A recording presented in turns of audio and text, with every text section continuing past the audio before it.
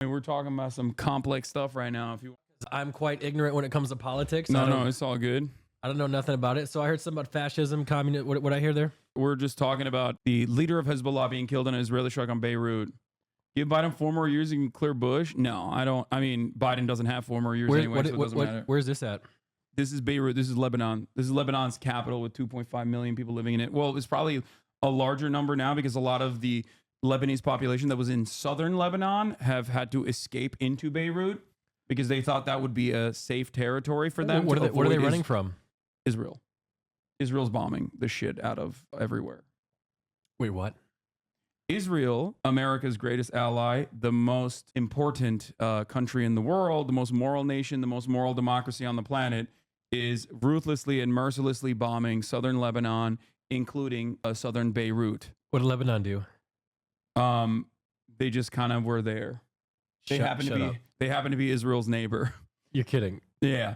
Israel's justifications for it is that Hezbollah, which is one of the parties inside of the Lebanese parliament, which was created as a resistance group against Israel the first time Israel invaded Lebanon and occupied it for years, and then successfully fought back against Israel and removed the Israeli invasion from its territorial boundaries, and then did it again in 2006, is lobbing rockets into Israel in a tit-for-tat Wait, are you saying border. Israel's trying to expand? Yes, that's what I'm saying. Does everyone know this? Yeah. Everything. You are so misinformed. Yeah, I know. I'm so misinformed. You're right. Yes, Israel's trying to expand. Yes. And our tax dollars are helping them? Yeah. Well, I want my money back. Yeah, good luck. Good luck with that. Oh my God. Is this stuff that the average American the knows? district of South Beirut. The average American that is informed will be informed by mainstream media, and the mainstream media usually will tell them, like, you know, Hezbollah, big bad. They're big bad terrorists. They're scary terrorists. They're Islamist fundamentalists. They're scary, scary, scary. Israel good. Hezbollah bad. Israel has to do this in Lebanon because they have to take care of Hezbollah. So Lebanon has people. People are called Lebanese, right? Yeah. So one of my neighbors growing up was Lebanese, and he had a daughter who was 1 year younger than me. She was really hot. Cool. Okay. Yeah. Don't know what that has to do with anything, but all right. Wait, I wonder if she's single now. A sprawling suburb hollowed out by Israeli bombs. Austin is Lebanese. Really? Yeah. Half. That makes bombs sense. And fear. Because he's hot too. A suburb still burning. There is an intense heat coming from the basement of that building. The sky is dense with the smoke. It smells acrid. The scale of destruction around here is vast. Not just at this site, but everywhere you drive around De Gea, there are signs of these airstrikes. And just a moment ago, we heard Israeli planes in the sky. There is a tense feeling now that as bad as all this is, yet more could be coming. What's fresh fire from the sky did soon fall. Nothing. But they brought mere tremors. In case like debris falls on his head? Yeah. Are they bombing civilians? Yes. Like a shit ton. Yeah. Like, yeah. Fuck yeah. Of course. Who do you think lives there? These are just residential buildings. Yeah, there's babies in those buildings.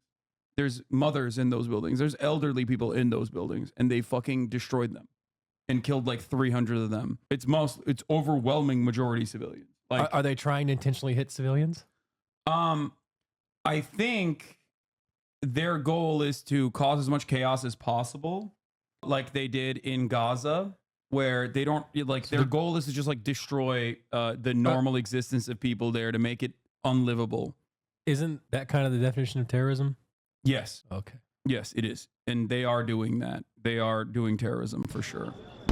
Oh my God. Compared to the seismic eruptions that leveled large parts of De Gea last night. The city looks beautiful. An overwhelming use of force focused on Beirut is a beautiful city. Like Lebanon is a beautiful country. Beirut is a beautiful city. Like it is a very modern city. Like it's a city. I see a shopping center right there in the bottom left. It just looks like fucking, it's no different than like Paris, you know what I mean, or Chicago or some shit. It's just like a city. Breaking Hezbollah's command and control center and decapitating an entire movement. Sheikh Hasan. Israel claims that there are cruise missile launchers hidden under every building, and that grandma is hiding those cruise missile launchers under her, bed. And that's why they have to hit those targets. and they use our weapons to hit those targets. They don't have those bombs, so we give them billions of dollars. I believe, like, I don't know what the sum total is, but since 1948, the inception of the state of Israel, when it first became a nation state by doing pretty much this kind of stuff from the jump, we have given $250 billion total. And the Biden administration greatly accelerated it post October 7 in terms of like tens of billions of more that we have given to the state of Israel to continue bombing all of these countries. I don't want to sound like an idiot here, but why are we doing that? How do I explain it? Like, why would we help them do this? I don't understand. Israel is, God, how do I describe it? It's like, I have to describe to you what settler colonialism is, where you like send a bunch of people to an area with the specific purpose of colonizing that area. That's kind of how America was founded as well. We are a settler colonial nation. We've sent a bunch of people here, and then those people came in and fucking killed every single indigenous person. And then we occupied more and more land. That's what Thanksgiving's about, yeah. Yeah, exactly. And so like Israel's doing that since 1948. Originally, it started under the British Empire when England or British Empire took over Palestine, the area that is called historic Palestine, and they didn't really like Jewish people a lot. This is like, you know, pre-World War II. Who didn't? Most people in Europe did. They were very anti-Semitic. And so they were like, oh, we don't really like Jews that much. We should just send them somewhere. Where can we send them? A lot of the Christian Zionists like predate almost like Zionism being like a Jewish movement. There was a guy named Balfour, Lord Balfour, who made a declaration, basically was like, we should ship all of the Jews here in England to the desert instead, to mandatory Palestine. And that's basically how it started in like the early 1900s. One guy did this? Post World War I. Okay. After they took over Palestine from the Ottoman Empire. Like when you say Jews, you mean Jewish people? Yeah. So this is a religion. Well, Judaism is not just a religion; it's an ethno-religion. As What's in, that? like, there are different. Like, it is also an ethnicity as well as both. Okay. So you can be like a Jewish person. It's matrilineal. If your mother is Jewish, you're technically still Jewish, but you don't have to be a practicing Jew. Okay. And there are different kinds of like Jewish ethnicities under the umbrella of Judaism. You have Sephardic Jews. You have Mizrahi Jews. You have, and it depends on what region they're coming from originally or what region they lived in historically. This is crazy. This is okay. I did not know this. But ultimately, the one guy who was like, I don't think we should ship the Jews into the fucking desert in England was actually a Jewish guy. Okay. Who was like, no, we shouldn't do this. This doesn't seem like a great idea. But this is like a very long and convoluted history. I want to bring it back to some of the questions you had today. Yeah. Right? What was the last question that you had when I went all the way back to like fucking Lord Balfour? I forgot. But I feel like, can you ship people? They did. Yeah. How does that work? Especially accelerated after World War II as well. Was it they put them in like they did with the slaves? They put them in the boats? No. Down there, like a lot of people voluntarily went as well. Especially after World War II. Like originally, Zionism amongst the Jewish population was looked at in a very negative way. Zionism is the ideology behind like the development of the nation state of Israel being a Jewish ethno state, a state for Jews only for the most part, or a state where Jews have all of the rights and that non-Jews also can coexist, but don't have the same set of rights. That sounds kind of racist, brother. It is racist. That is precisely why I say, and many academics consider Zionism to be a fascist ideology, because it is. In the more like in a nicer way to put it, if you want to put it in a nicer way, you can say like, oh, it's a way for Jews to have self-determination and sovereignty. So can we as the black delegation claim Michigan and kick everyone else out? I think people have tried that. It didn't work out. Why? You know, not for Michigan specifically, but well, America is like Zionism, but for white people. Okay. But whiteness also is not as like hardlined and as defined as like as Judaism is as an ethno-religion. So whiteness can expand usually. We also did it in Liberia too, but that's besides the point. I don't want to get into that. Got it. But basically, you are legitimately insane. What about what he said is insane? Oh, your question. They never have a follow-up. He'll just say I'm anti-Semitic or something or lying. There's never like any sort of tangible counter to anything I'm saying. It's usually just shit slinging. Someone said Michigan sucks. I mean, we'll take it, guys. So, you asked why we fund Israel so much. Yeah, So, why? There's a couple different reasons, but I think the most reductive way to explain it, the easiest way to explain it, you are presenting history in such a one-sided manner. Yeah, you're right, totally. It's a very one-sided manner because it is a one-sided manner. It is a moral wrong. If you are anti-fascist, Zionism at the time was very reasonable. Yeah, that's why all the early Zionists now sound exactly like me, right? Fucking Albert Einstein.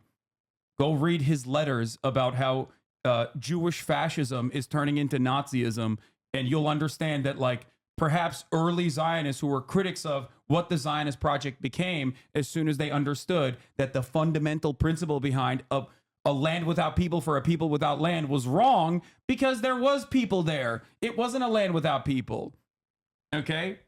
Without a state, Jews are being persecuted all around the world. Dog, what are you talking about? You think anti-Semitism has been dealt with now because Israel exists? It's worse now.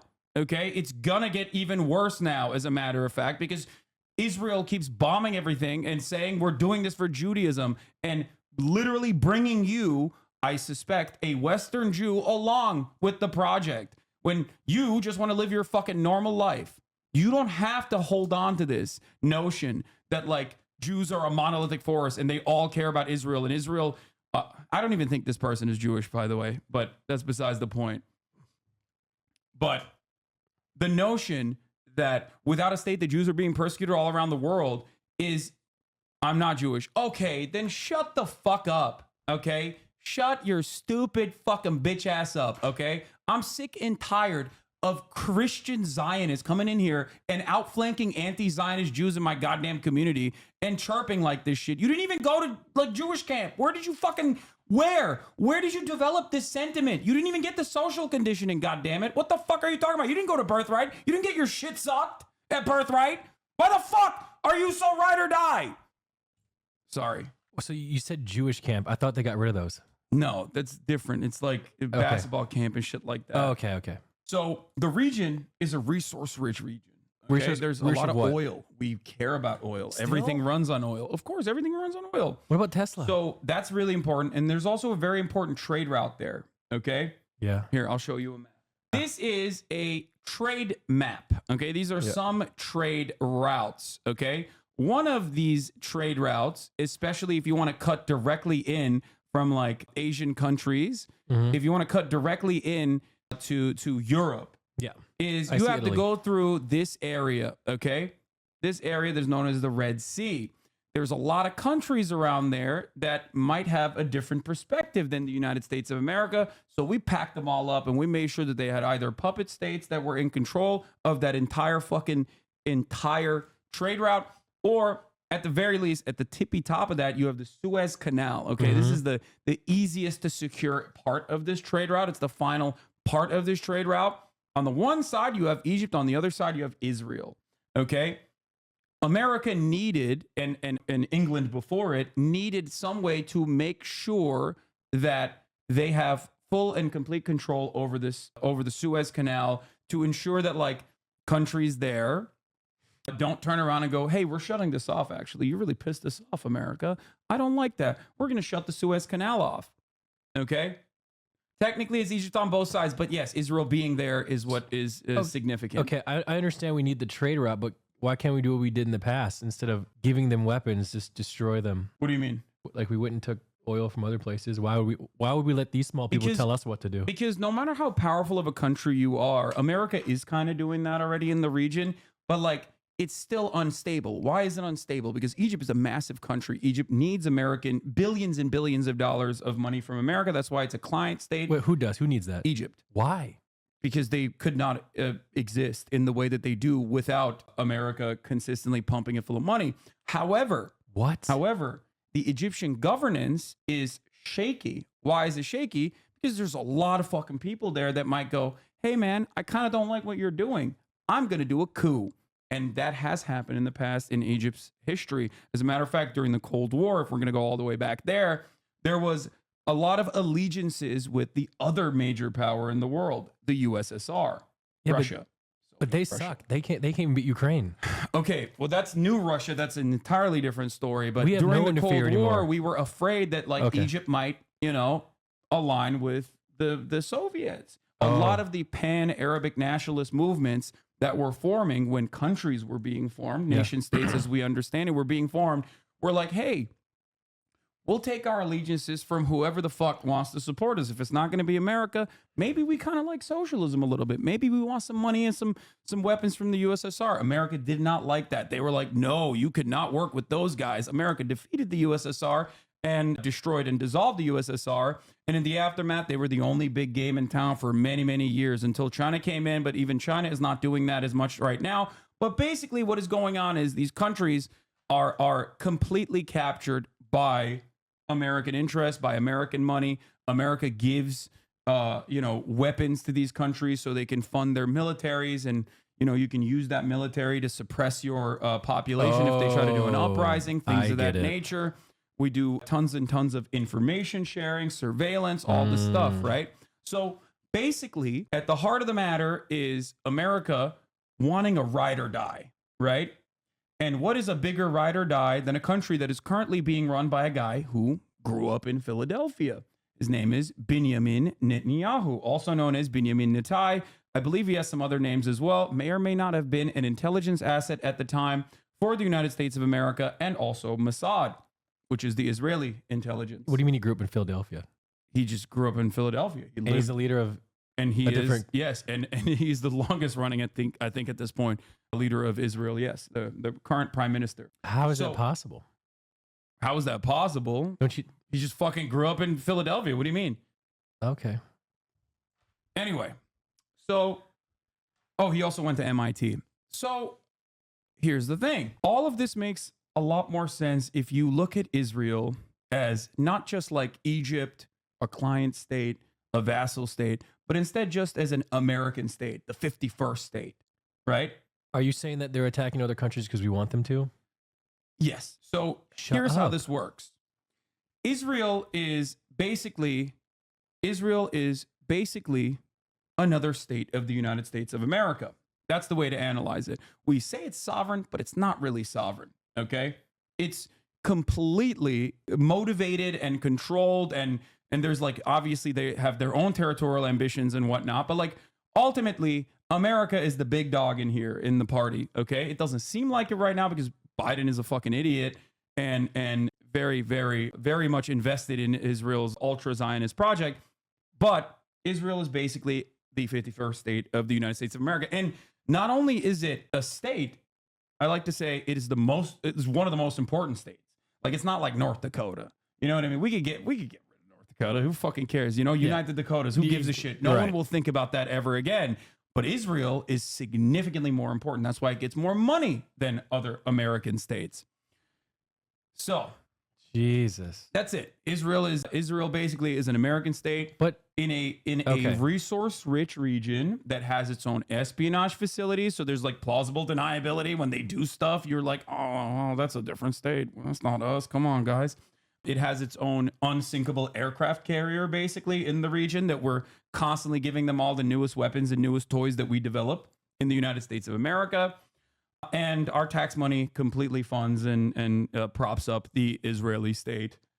And that is precisely the reason why in the American stock market, there are more Israeli companies than there are Indian companies and like 3 or 4 other nations combined. So our partnership with Israel is like this. Okay. So who's like making these calls? Because it's Biden can't even think. So like who's making these calls? Like who's in charge? Like who's running the show here? I think a lot of the people that Biden has surrounded himself with are all on board with the interest of Israel. They're like, yeah, they're going to keep doing this. They're going to keep pummeling, but I think it's okay because, they're the good guys and everyone else is the bad guy. I don't see how this is like for the average American. Why is this good for us if Israel's pummeling this area? How do I explain it? So there's two different ways to describe it. In the simplest terms, it's not. Okay. It's not beneficial. It's not beneficial even a little bit. But I guess the American government does a lot of stuff that's not inherently or immediately beneficial to the American interest, but we do it anyway. Why did we go to Iraq? Why did we invade Iraq? Was that beneficial? Was that George Bush? Yeah. Well, Dick Junior, Cheney. right? Dick Cheney and him, yeah. Well, didn't. Oh, okay. Dick Cheney was his vice president. So there's a couple different reasons why it's beneficial for some American interests. One, we get to take oil and control oil and extract oil with Western corporations. We parse through their natural resources as we usually do in many parts of the global South. But beyond that, there's also an industry that matters perhaps the most in the United States of America. Broadly defined, the military-industrial complex. Okay. And basically, the military-industrial complex is very important to us because it is our manufacturing. It is at the heart of our manufacturing. It's the one kind of manufacturing that has not moved overseas when a lot of our other manufacturing has moved overseas. So making weapons. So making weapons is very important for us. Doing R&D for weapons is very important for us. Taxpayers fund the weapons research. Taxpayers fund the wages. Taxpayers create the factories so that we can make more weapons. And then when we have weapons, we got to use those weapons, right? Obviously, you got to go somewhere. You can't just have them sitting in a fucking arsenal somewhere going to waste. Are you telling me this is all about money? Yes, of course. But don't we have more than everyone already? But how do we get here? I mean, are we good? And also, who has the money is also important because that's what I'm asking you. Because the reality is, we like to talk about the GDP, right? Or we like to talk about like our overall output and how much money we have as America. But what good is all of that money out there as, numbers on a board if the average American can't actually heal itself? The average American can't go to the fucking doctor without, going into medical bankruptcy. Does that money matter all that much? Like, it's great. We're one of the richest nations. We are the richest nation on the planet. Richest nation in history, and yet we can't take care of our own citizens. We have tens of thousands of homeless people on the streets. We have people who need health care. We have no mechanism of competing with the rest of the world in terms of like our education. Our education is also paywalled for no fucking reason. True. When other countries don't do that at all because they understand it's probably better to educate as many people as possible. They have to be doing it on purpose. Yeah, I mean, it's a short-term, it's an endless death spiral caused by short-term profit seeking. I got it. Okay. Yeah. Man, we're all fucked up. Yes. And that's definitely... I thought my problems were problems, like being single and alone, but so not really that big of a deal compared to this shit. So, yeah, basically, the short and sweet of it is that Israel must exist. Israel must exist in the ways that it does as an American vestige of empire in a resource-rich region that is, at any moment, can immediately take control over a key trade route here. So, okay? Because if it doesn't, then, they're cooked. And what has actually happened in post-October 7, when Israel started relentlessly bombing Gaza, a territory that is basically an open-air prison that it currently, and pre-October 7, occupied, restricting trade, refusing to allow them to build water wells, build fucking airports, build a port for their ships. Yeah. Can they turn off like the power in the water? Yes, and they did. They did. That is not a fair fight. Defense Minister Yoav Gallant, what the fuck? In the immediate aftermath of October 7, came out and openly stated, the Defense Minister of Israel, Yoav Gallant, who is a war criminal, and that's not just me, that's the international court, the ICC, the International Criminal Court is also, has decided that he is very likely a war criminal. There's a warrant, there's an application for a warrant out for his arrest for war crimes.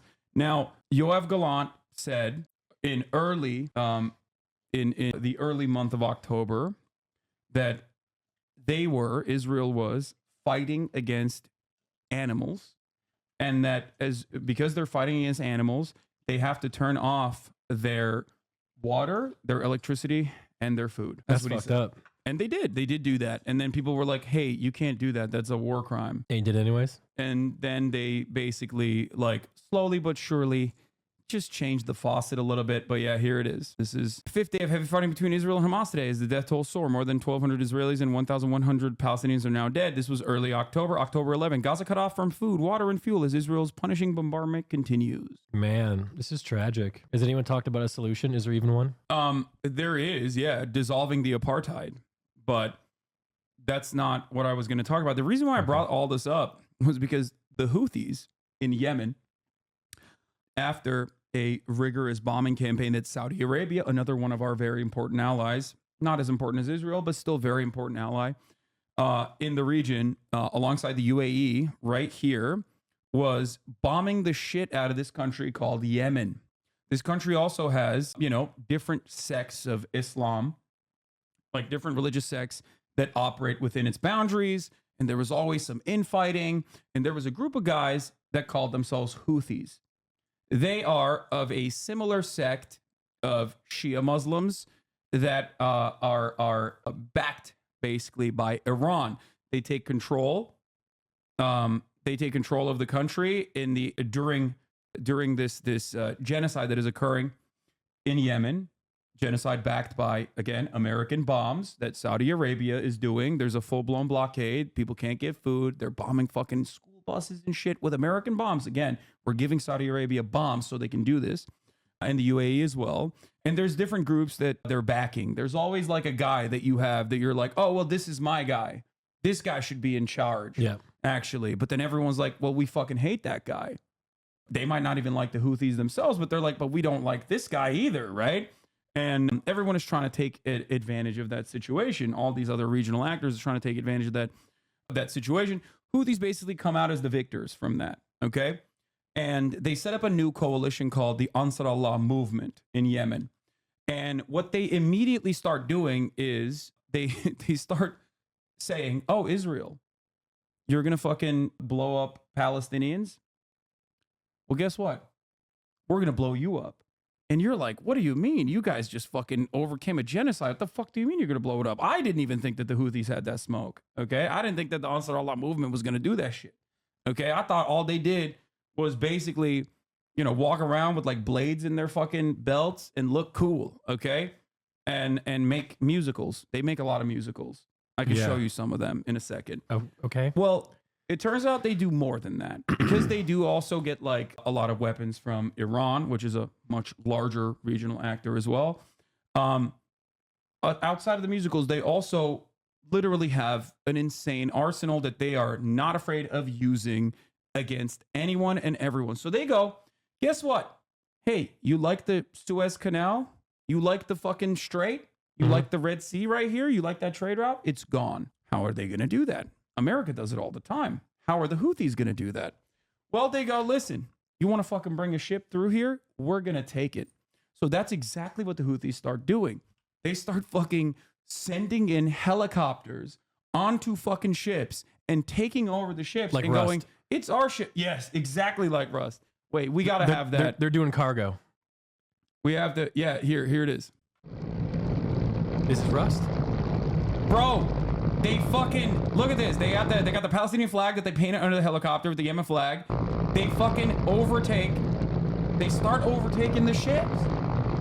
And they're like, guess what, dog? No more trade to Israel. If you're an Israeli, if you're owned by an Israeli corporation, or if you are actually sending ships to the Israeli port of, it's not Eilat, it's the other one that is now bankrupt. But what was the other port? Haifa. Right? Is it Haifa? Is Haifa the bankrupt one? Anyway, there's a lot of information. I can't recall all of it. But they go, if you are sending ships into Israel, if you are owned by an Israeli subsidiary, if you're owned by an Israeli corporation, we're going to take over your ship. You cannot fucking use this trade route anymore. Guess what, bitch? It's our fucking territorial boundary, and we're going to enforce this until you stop doing genocide in Gaza. Because they say it. They're like, listen, we don't like you. We're not a fan of you. Okay. So it's like a third party. Yeah, this is a group of people that are like, no, we care about the Palestinians. We don't want you bombing them. So we're going to fucking take action and we're going to try to punish you economically to the best of our ability. And by God, they started doing that and they were doing it real well. So they started taking over these ships. They started targeting the ships. If you pass through, they communicate with you. They're like, hey, where are you going? Whatever, blah, blah, blah. If you're trying to get in there, we're going to fucking bomb you. Are there people on this helicopter right now? Yes. What do you mean? Of course there are people on this helicopter. What do you think, is a fucking drone? Kind of, from this angle. No, there are people on this helicopter. So this is like a hostile. They're streaming this? Yeah. Yeah. They're flexing. What? And they're coming in hot with guns. Yeah, but you have to understand, this is a deterrence, right? So like their goal is to film it and show it to the world. So like other companies that don't want to risk having this happen to their product, having this happen to their ships, literally are like, okay, we're not going to use the trade route anymore. All of a sudden, if you don't use the trade route, trade gets more expensive for the West. All of a sudden, if you can't use that trade route, the Israeli port is going to get bankrupt. Israel is not going to be able to get the materials in time that they need for waging their war. Israeli society is going to start getting upset. They're going to be like, I can't get my treats. I can't get my Amazon Prime deliveries. What the fuck is going on? I hate this. Israel sucks. I'm leaving Israel. That's the goal. The goal is to be like, yeah, your shit sucks. Okay, well then stop, doing genocide in Gaza. And this is wild. So these guys did all of this, right? They did all of this. Is that their helicopter? Yeah. That looks like a legit helicopter. It is a legit helicopter. This is wild. Yeah. So new IRL streaming idea for Extra Emily. Yeah. So they take it over. And they tell the people in the ship, usually like mostly Filipino people, Filipino crews. Oh. And they're like, all right, well, we got no problems with you, but you're coming with us. We're taking over the ship. So they did that. And basically they shut down the fucking strait. Like they almost completely shut it down with exceptions. Like if you're, I don't know, if you're like a Russian ship or some shit, if you're not going to Israel, then they let it go through. But America did not like that. America was like, we're the big bad. You're not the big bad. Who the fuck are you, bitch? We were helping Saudi Arabia do genocide to you like not that long ago. You better back down. So America started launching their fucking cruisers. Okay? They started sending their big old ships. And at the time, a lot of people celebrated it. They were like, oh, the Houthis are going to learn today why like we don't have healthcare. And they were flexing. They were flexing that we don't have healthcare because we are the dominant force globally. Yeah. And I'm like, bro, why the fuck do you care about being the dominant force globally when you don't have healthcare? You're a fucking idiot. You're a loser. Anyway, so basically they started this operation called Prosperity Guardian, which one of my friends calls Operation Amazon Prime Shipping. But okay. Basically what ended up happening with Prosperity Guardian is they started bombing these Yemeni positions. They were like, we're going to fucking mercilessly bomb you. Oh, yeah? You think you can fucking... Wait, who's bombing who? America. And also England. Are we allowed to do England, America. We can do whatever the fuck we want, Don't big we have dog. to like declare war or something before we... No? Are we just throwing bombs for fun? What? I don't know. I thought we were supposed to do stuff like that. Yeah, no. That's a cute question. No, we do whatever the fuck we want. Okay? Well, not we, it's them in charge. Yeah, America gets to do whatever the fuck it wants. So no. Basically, Operation Prosperity Guardian starts. Okay? It's a United States-led military operation by a multinational coalition formed in December 2023 to respond to the Houthi-led attacks on shipping in the Red Sea. Okay? Here are the belligerents. The United States Navy, the Royal Navy, the Royal Australian Navy, the Royal Bahrain Naval Force, the Royal Canadian Navy, the Royal Danish Navy, the Finnish Navy. One of my favorite was the Seychelles Coast Guard that also were like, we'll take some of that piece. We'll take a piece of that action. Anyway, ultimately, this coalition of royal navies and forces got together and they were pummeling Yemen. They were blowing up Yemeni positions where they have rockets or whatever, right? But to the Yemeni people, they were like, dog, death is all we know. We just overcame a genocide. You think this is going to fucking stop us? I'm going to make more musicals now. So they did. And they started bombing American military ships, Navy ships. They even recently, and this was like kind of reported, I'm not entirely sure, but I think they might have even targeted the naval vessel for refueling the other naval ships in the region. They had to literally tow that away.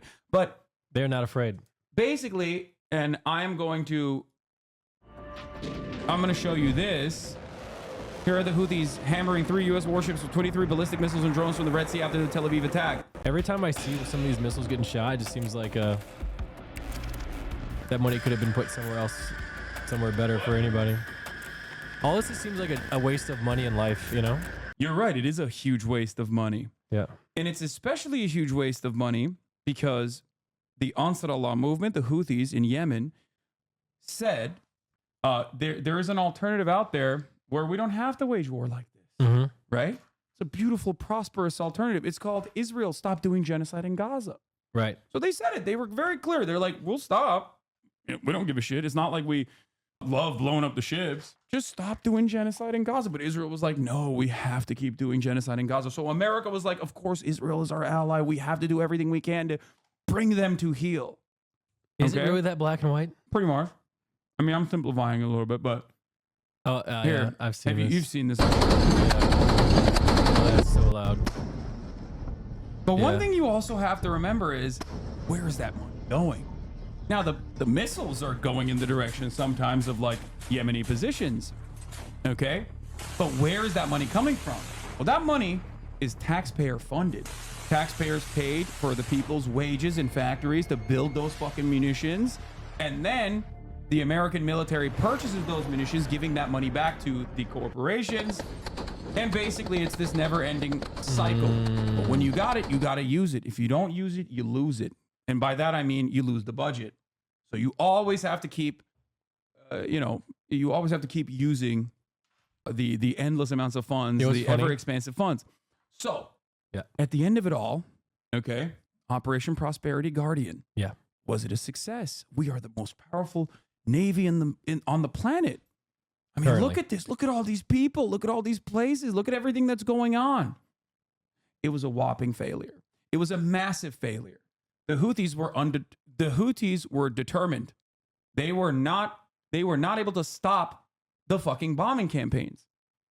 And America, in the process, spent billions of dollars and attacked and never stopped attacking Houthi positions over and over and over again. Okay? And at the end of it, they said, we're throwing up the flag. We can't deal with this. It's done. Is it still going on in the trade route? Are they still going after ships? Here is a very funny moment where, here, let's listen. So someone asked Biden, are the airstrikes in Yemen working? Well, when you say working, are they stopping the Houthis? No. Are they going to continue? Yes. At least he's honest. Yeah. And that's precisely what happened. And basically, it was a spectacular failure with American media openly admitting its failure. Operation Prosperity Guardian, a colossal blunder demanding an unyielding response. This was back from August. Tell Nick about the aid pier cost. Oh, God, that was even crazier. But for that, I need to describe to him like the rules of waging war and what you have as a nation state, like the obligations you have to the civilian population. You have to allow humanitarian aid to flow into the areas that you're bombing so that the civilians don't get fucking killed. And Israel, being the belligerent occupier, already is illegally occupying Gaza and has no right under international law to be able to bomb Gaza in an effort to defend itself. That's like literally illegal for them, but it doesn't matter because Israel's America and America is Israel. And, you know, these rules of war are not for us. It's for our enemies. Oh, my God. And in this process, because this was such a glaringly obvious violation of humanitarian law, a lot of these NGOs, non-government organizations, aid organizations go, hold on, you can't stop the flow of humanitarian aid into a civilian population. That's a war crime. It kind of seems like you're trying to genocide these people, Israel. So America goes, we got it. We will fix this problem. Now, did they actually want to give humanitarian aid to the Palestinians? Fuck no, they don't give a shit, right? Is that when they dropped the packages? That was part of it. Yes, I saw that. Was part of it. Didn't the package hit somebody and kill them? Yes, it did. The other part of it was, let's build a pier. And on May 17th of 2024, this $230 million U.S. Gaza aid pier opens. There it is, that pier. It doesn't look like that anymore. Spoiler alert, the pier is gone. because in May 25th, it's damaged. June 7th, it's reconnected. UN pauses distribution on June 9th because Israeli forces killed 274 Palestinians and operate a helicopter in the vicinity of the pier, leading people into believing that maybe the pier is actually being used for military purpose. You can't do that for humanitarian aid. This is not a dual-use utility. This is a single-use utility. It's supposed to be for humanitarian aid being delivered. Also, the question on everyone's minds at the time was, why do you need a pier? You have direct open routes from Israel into Gaza that Israel controls. Why can't you send the trucks in? Why not? Why not? Because Israel was not interested in that. They wanted to limit the amount of fucking food that was going in because they wanted to cause chaos amongst the civilian population. Why is this pier Because so expensive? It looks like shit. It's expensive because everything that the American government contracts out to private parties or everything that the American Defense Department pays for is expensive. It's all inflated. It's all bloated. This thing looks like you can get a guy from Alabama to make it in about 2 weeks. Anyway, but Yeah. the real reason why America did this is because we wanted to defend Israel from the PR front. See, Israel is letting us build an aid for build a pier for humanitarian aid to go in. If they were the big bad, if they were in violation of human rights, and if they were doing a war crime and not allowing humanitarian aid to flow into the civilian population in Gaza, they wouldn't have let us build this pier. But the pier never actually served that purpose. The purpose of it was to do PR, and it even failed on the PR front because the pier failed multiple times. June 14th, pier is removed. June 19th, pier is reconnected. June 28th, pier removed again. June 9th, announced it is briefly reinstalled, but it failed. And on July 17th, the pier officially closed. This was a $200 million process in which defense contractors made some money, right? We paid a lot of people to build the pier. We paid the people to ship the pier over there, all the parts and whatnot. But ultimately, it was a $230 million marketing initiative to make it seem like Israel wasn't doing a genocide when it actually was. Why is this important? Because we fund most of Israel, but especially its military. Right. We are responsible for 70% of the munitions that Israel gets. We keep giving them more and more weapons, both on the defensive side for the Iron Dome, the Arrow 1, all the way to Arrow 3, David Sling defense systems that they have. It's not a real dome. It's just like Tamir interceptor missiles that we fire. Okay. It's very cool tech. Yeah. We also were responsible for building it, but we don't give it to anybody else other than Israel because Israel's the best. So, and Israel refused to let Ukraine have it because Israel's the best. Anyway, at the time when Russia was invading Ukraine, Ukraine was like, hold on, I'm Jewish. That's what Zelensky said. I love Israel. Am Israel Chai. Can I please get the Iron Dome? Benjamin Netanyahu said, no, you cannot get the Iron Dome. Is it up to him? Fuck you. Everything's up to Benjamin Netanyahu. He can do whatever he wants. Anyway, Oh my God. You're forgetting. Yeah. Israel's the best. It's the most moral Okay. nation. It's the only democracy in the world. 51st state. Yes. Okay. So we love Better Israel. than America. Am Israel high? Okay.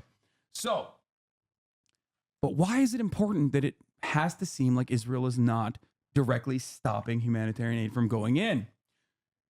Because we are a nation of rules and laws. And one of those laws is a law called the Leahy Law.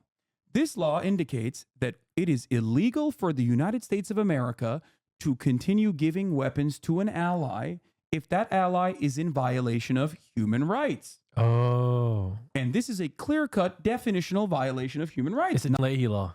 So here is the problem. Yeah. If they're directly violating that law, then we're doing something that's illegal in our own books. We can't do that. So what did the American State Department do? Change the law. I don't know. No, they didn't change the law. They basically just said, oh, no, they're not doing that. They're not violating the law. What the fuck? Shut the fuck up. Now, recently, Okay. ProPublica, phenomenal investigative reporters, found a memo from USAID, U.S. Department of Aid. Okay? It's another wing of the CIA. It's another wing of the State Department. And basically, this memo showed, and this memo was sent, it's a 17-page memo that was sent to Anthony Blinken. Who's Anthony Blinken? Anthony Blinken is the head of the State Department. Oh, So, Secretary of State. got it. He's in charge of like everything.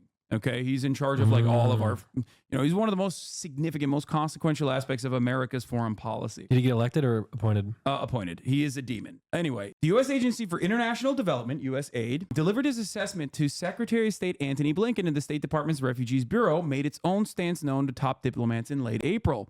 But Anthony Blinken was just like, nah, it's fine. It's not happening, and refused. And then further lied to Congress officially in like official meetings that he had with Congress, consistently and repeatedly lied to them and said Israel's not violating human rights, and Israel's not stopping the delivery of humanitarian aid. The problem is Israel was doing that in such a glaringly obvious way that we didn't need this fucking memo to know that.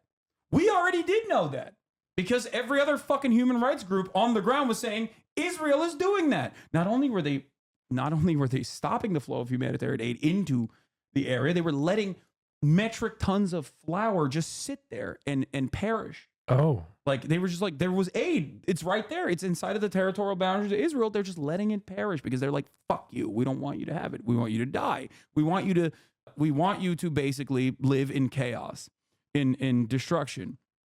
This is crazy. So he lied to Congress to continue supporting our endless bloodlust in Israel, to continue giving Israel weapons. Israel wasn't just fucking denying humanitarian aid from entering Gaza. Israel also was killing humanitarian aid workers at a rapid clip. They just kept killing humanitarian aid workers. And there was a very famous moment called the Flour Massacre, where Israel allows some trucks to go in, and then they shot at the trucks, causing chaos. And then the trucks like ran over people. They shot at a lot of the people that were trying to get the fucking aid from these trucks. Then Gaza, like the Gazan officials, said, okay, we have a police force. What the fuck are we doing? We might as well use the police force, whatever remains of the Gazan police force in terms of civil governance. So the Gazan police chief was like, we are going to do a single file line. We're not going to let chaos happen when we are trying to get aid out. We're going to do this responsibly. So they brought forward the internal, civil police force in the region to deliver the aid to everyone. And they were in a single file line. People were receiving aid all of a sudden.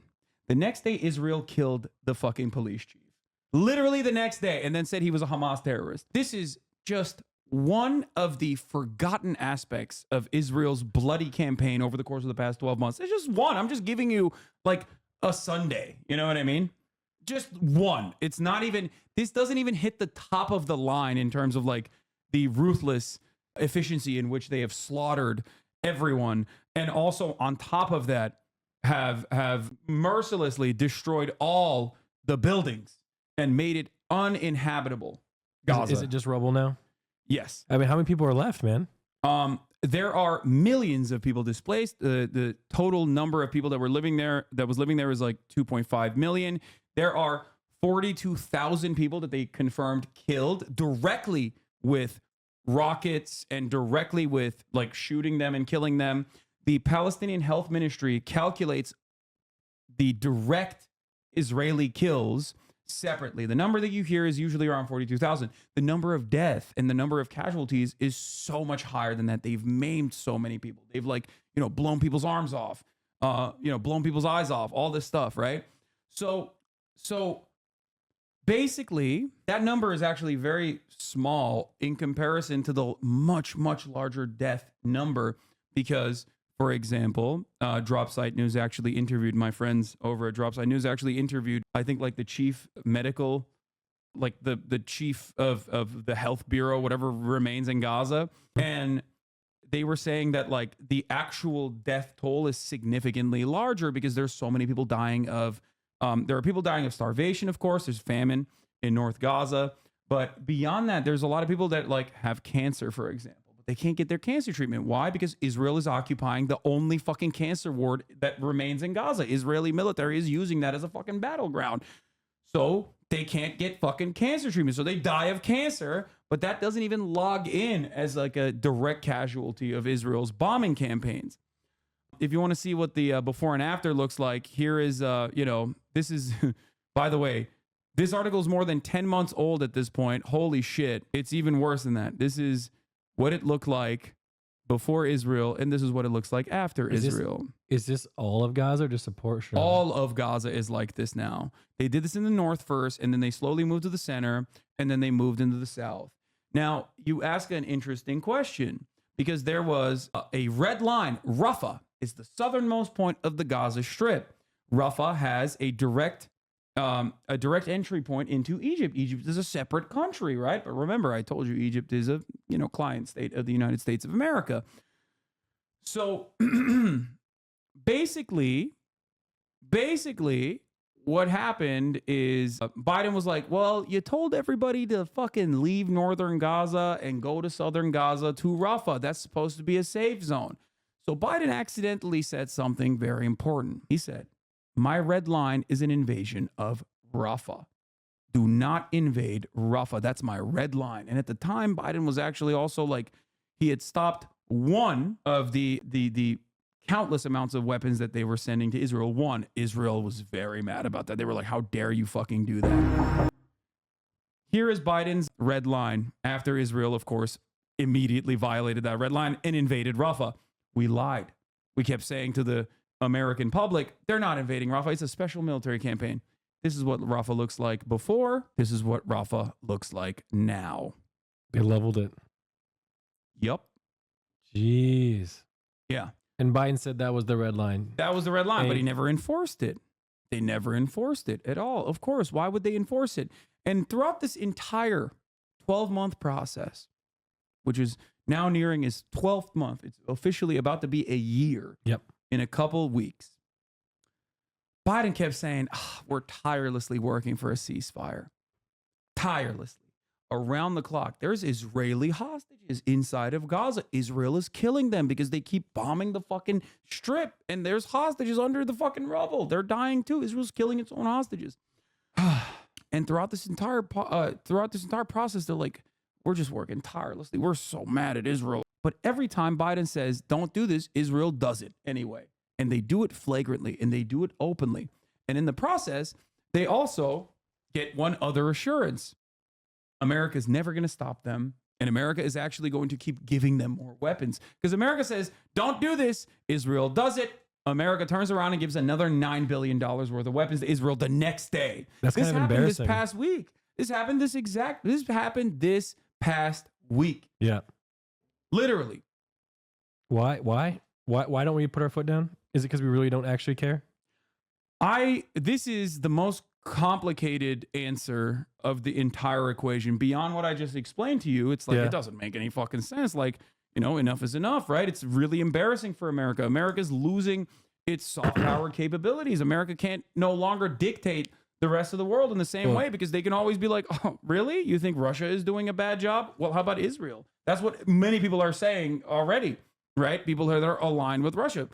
Make no mistake, what Russia is doing is also unjustifiable. They're doing America shit in Ukraine. But the problem is when you can't rein in your attack dog, Yep, dog's off the leash. then when your dog is off the leash and you just keep giving your attack dog more meat to fucking grab onto, ultimately, people are going to look at that and go, well, I don't know if I believe you, man. I don't know if I believe that you want to be the fucking, you are ready to be the world police. It seems like you are not. You're weak. You're a bitch.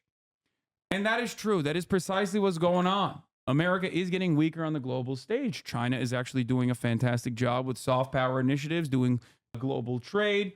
It's a really important trade partner of the United States of America as well. And as that's happening, more and more countries are going, okay, well, I mean, I don't know about these Chinese guys, but like, at least they didn't enslave my people. Like, African nations are like, well, we got on the one side, we got countries that have historically enslaved us, countries that still control our banking like France and England, and countries that have enforced like rigorous and rigid austerity measures by giving us some loans from the World Bank and IMF, and then immediately implementing ridiculous austerity measures so we can't even fucking fix our country. You're keeping us poor. China, on the other hand, is like, we got money. I'll give it to you. And I'll even let go of the loans that I'm giving to you. You want to build a port? Let's go. Let's build a fucking port. You want to build railroads? I'm fucking down. And in that process, these countries are like, okay, well, I'm going to go fucking work with China. America sees that. They don't like it, but they're losing their grip of power around the planet. So they are desperately clinging on to whatever fucking ally they have in the region, Israel. How does China feel about this whole Israel-Gaza stuff? Do they make any statements about it?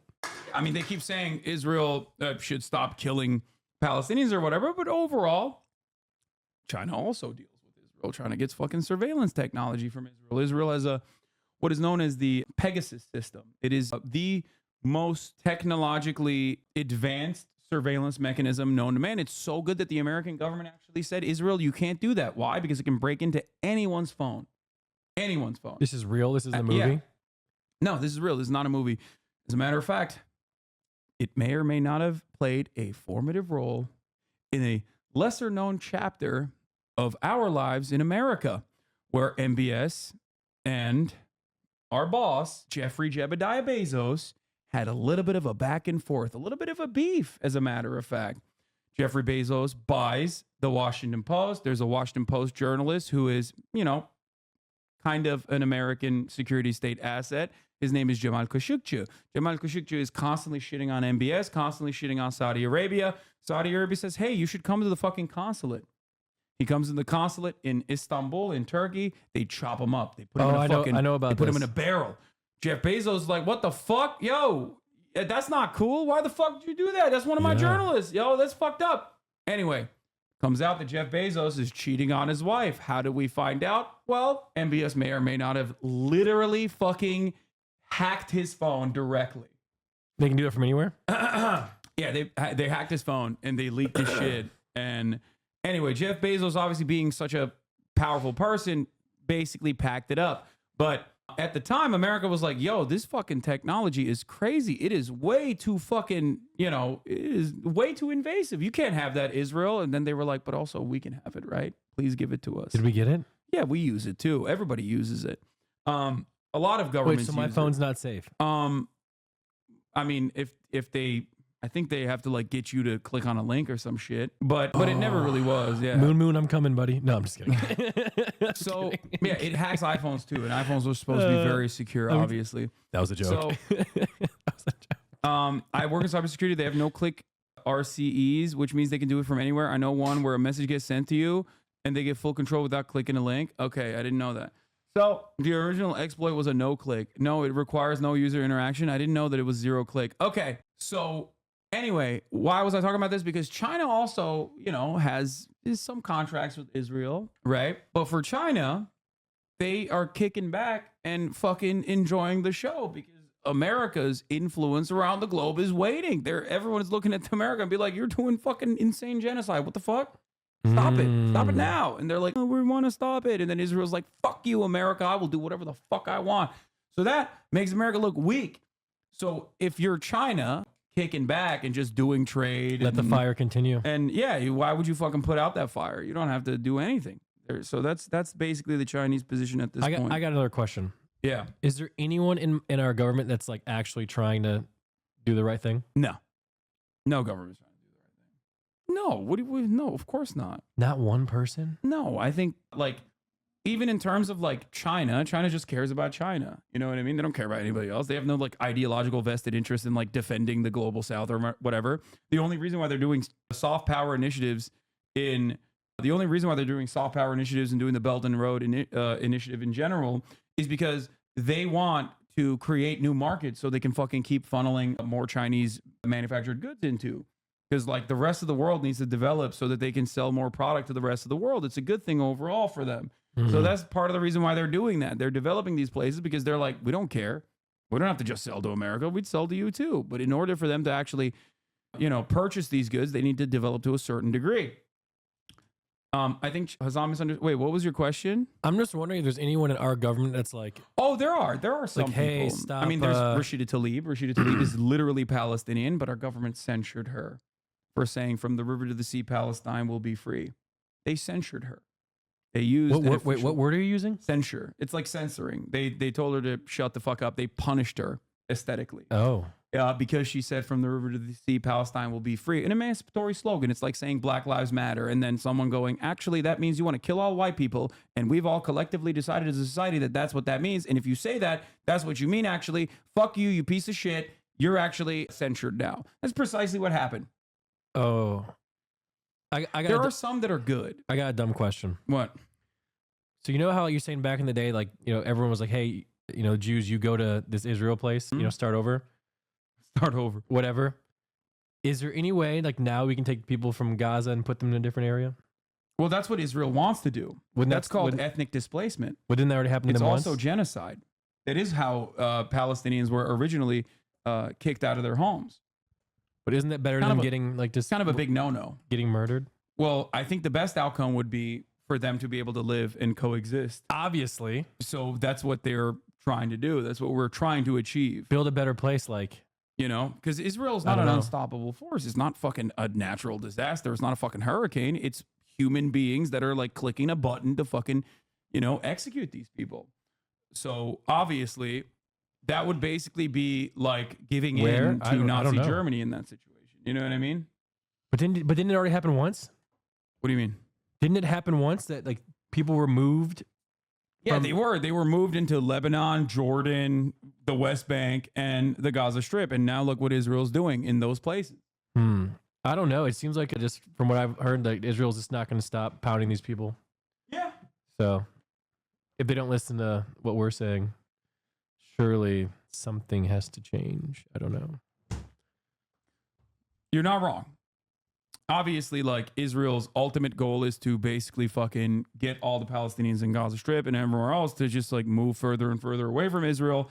And then they use that as a precedent to be like, well, they're over there and they're scary Palestinian guys. They always want to do terror to us. We got to take over that territory again. That's usually how they do it. That's how they did it in Lebanon you're too. Saying if they moved out, they would continue to persecute them?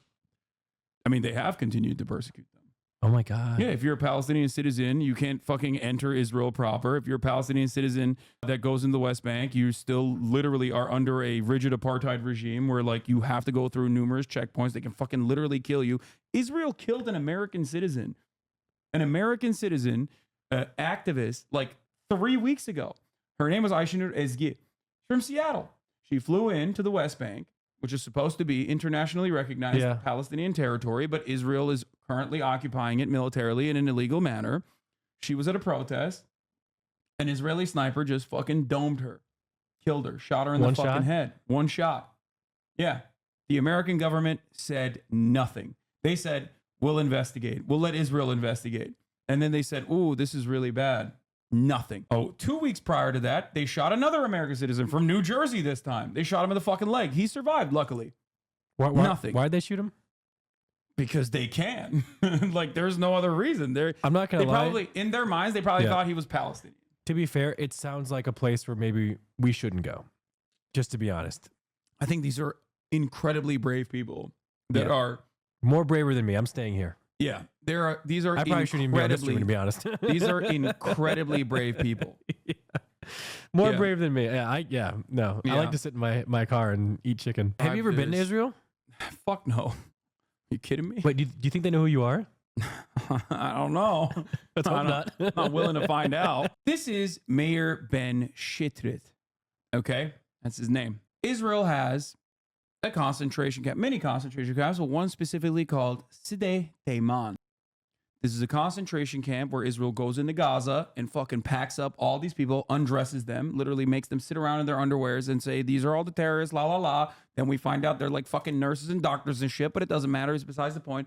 They pack them up, they put them inside, they put them on trucks, they fucking hog tie them, okay?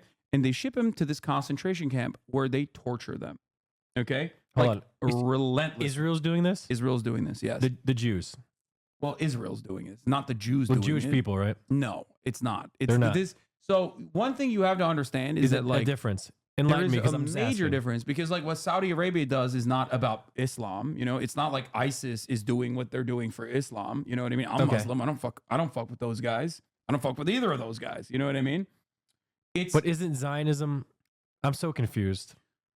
It's understandable that you're confused in this circumstance because like, so Israel's both not Jewish. The Nazis who hate Israel or love Israel, doesn't matter, that believe that Israel must exist or believe that Israel must go away and that Jews control the media or whatever, like both the Nazis and Kanye. And also Israel and Kanye, and also Israel itself claims that Israel is doing this for Judaism.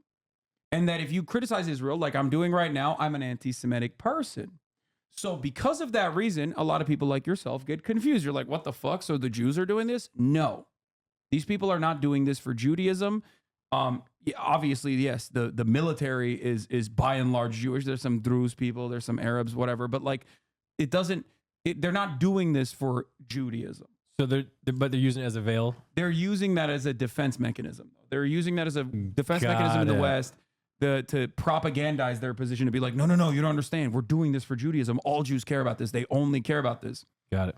Except for the Jews that are anti-Zionist. Many of them are in this community. They call them anti-Semitic and call them terrorists. But that's besides the point. They're doing this for, they're doing this for... Bro, this is like multi-layered and extremely complicated, and I'm kind of scared. It's actually not. It's very black and white when you think about it. But like, obviously, I'm trying to give you as confused. I'm trying to give you as much information as possible on the back end so that you at least are so a little bit... Kanye was wrong then? Kanye is still wrong, yes. He loves Hitler, he said. That's fucking insane. He said that? Yeah, he did. He said he loves Adolf Hitler, straight up. So... Why would he say that? Because he was in the throes of like a fucking manic... he's bipolar, bro. I bet you... What? I bet you Kanye takes a lot of amphetamines and it burned his brain out. Probably. If I explain to this man Israelis come extraction brigade, his mind will explode. Israel has a unit. What did you just say? Israel has a unit that harvests the sperm of the soldiers in case of their untimely demise.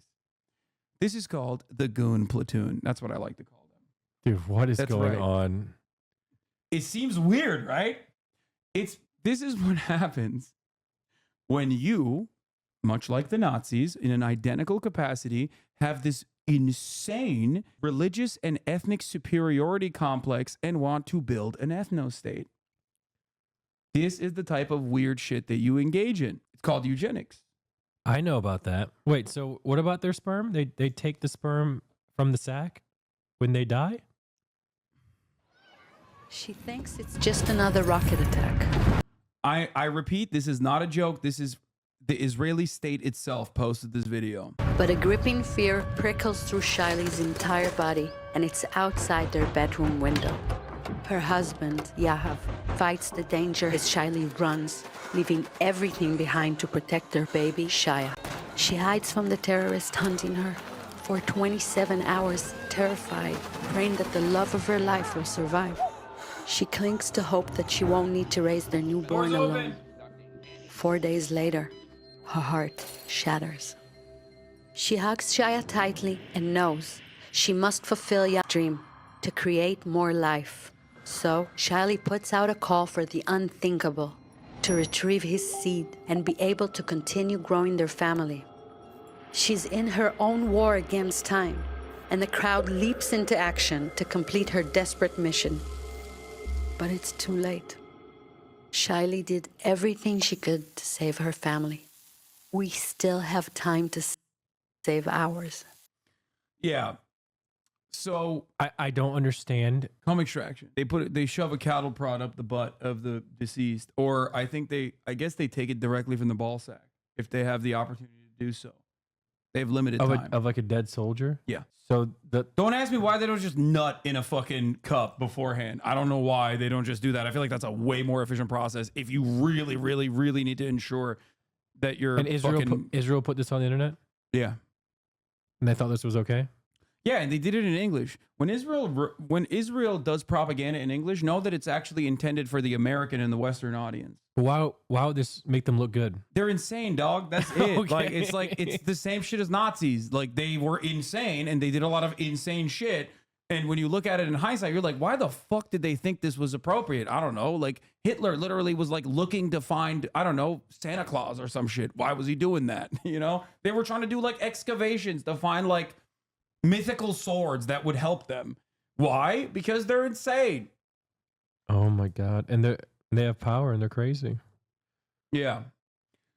That's why I always explain it as like, imagine if like, you know, in a parallel universe, like what would have happened if America went to war alongside the Nazis instead of against the Nazis? Well, you don't need to imagine what it would look like. This is happening right now. Now, of course, if you are to ever use that comparison or that analogy, people will call you out and they will say you're anti-Semitic. So if you don't have all this information... What anti-Semitic means what exactly? It means you hate Jews. But you just said it wasn't about the Jews. It doesn't matter. Most people still will, out in the wild, most people still operate on the boundaries of like, oh no, Israel's the Jewish state. Of course, they're doing this for the Jews, and all Jews actually care about Israel, yada, yada, yada. That's not the case, but that's how propaganda works. A lot of people still think that this is like the way it works. So for that reason, I'm just letting you know, they will call you anti-Semitic. You shouldn't fucking say a lot of the things I'm saying. Keep in mind. Unless you know all of the information I'm not going to repeat what you're back saying because I'm so fucking confused because I don't know what's going on. But number two, I don't really give a fuck of what people say about me in general because I just don't care. Like, listen, I do things that you probably don't like. Yeah. Like we took that fucking Saudi deal. You did? Oh yeah, me and XQC both. Oh no, damn, Yeah. nice. Yeah, we did. I'm sorry. I needed the money. I also took a McDonald's sponsor and I drink Starbucks. I'm sorry. Don't hate me. Good job. I'm sorry, Hasan. Are you proud of yourself? I scabbed too. What? Okay, stop. I'm sorry, Hasan. And I like feet.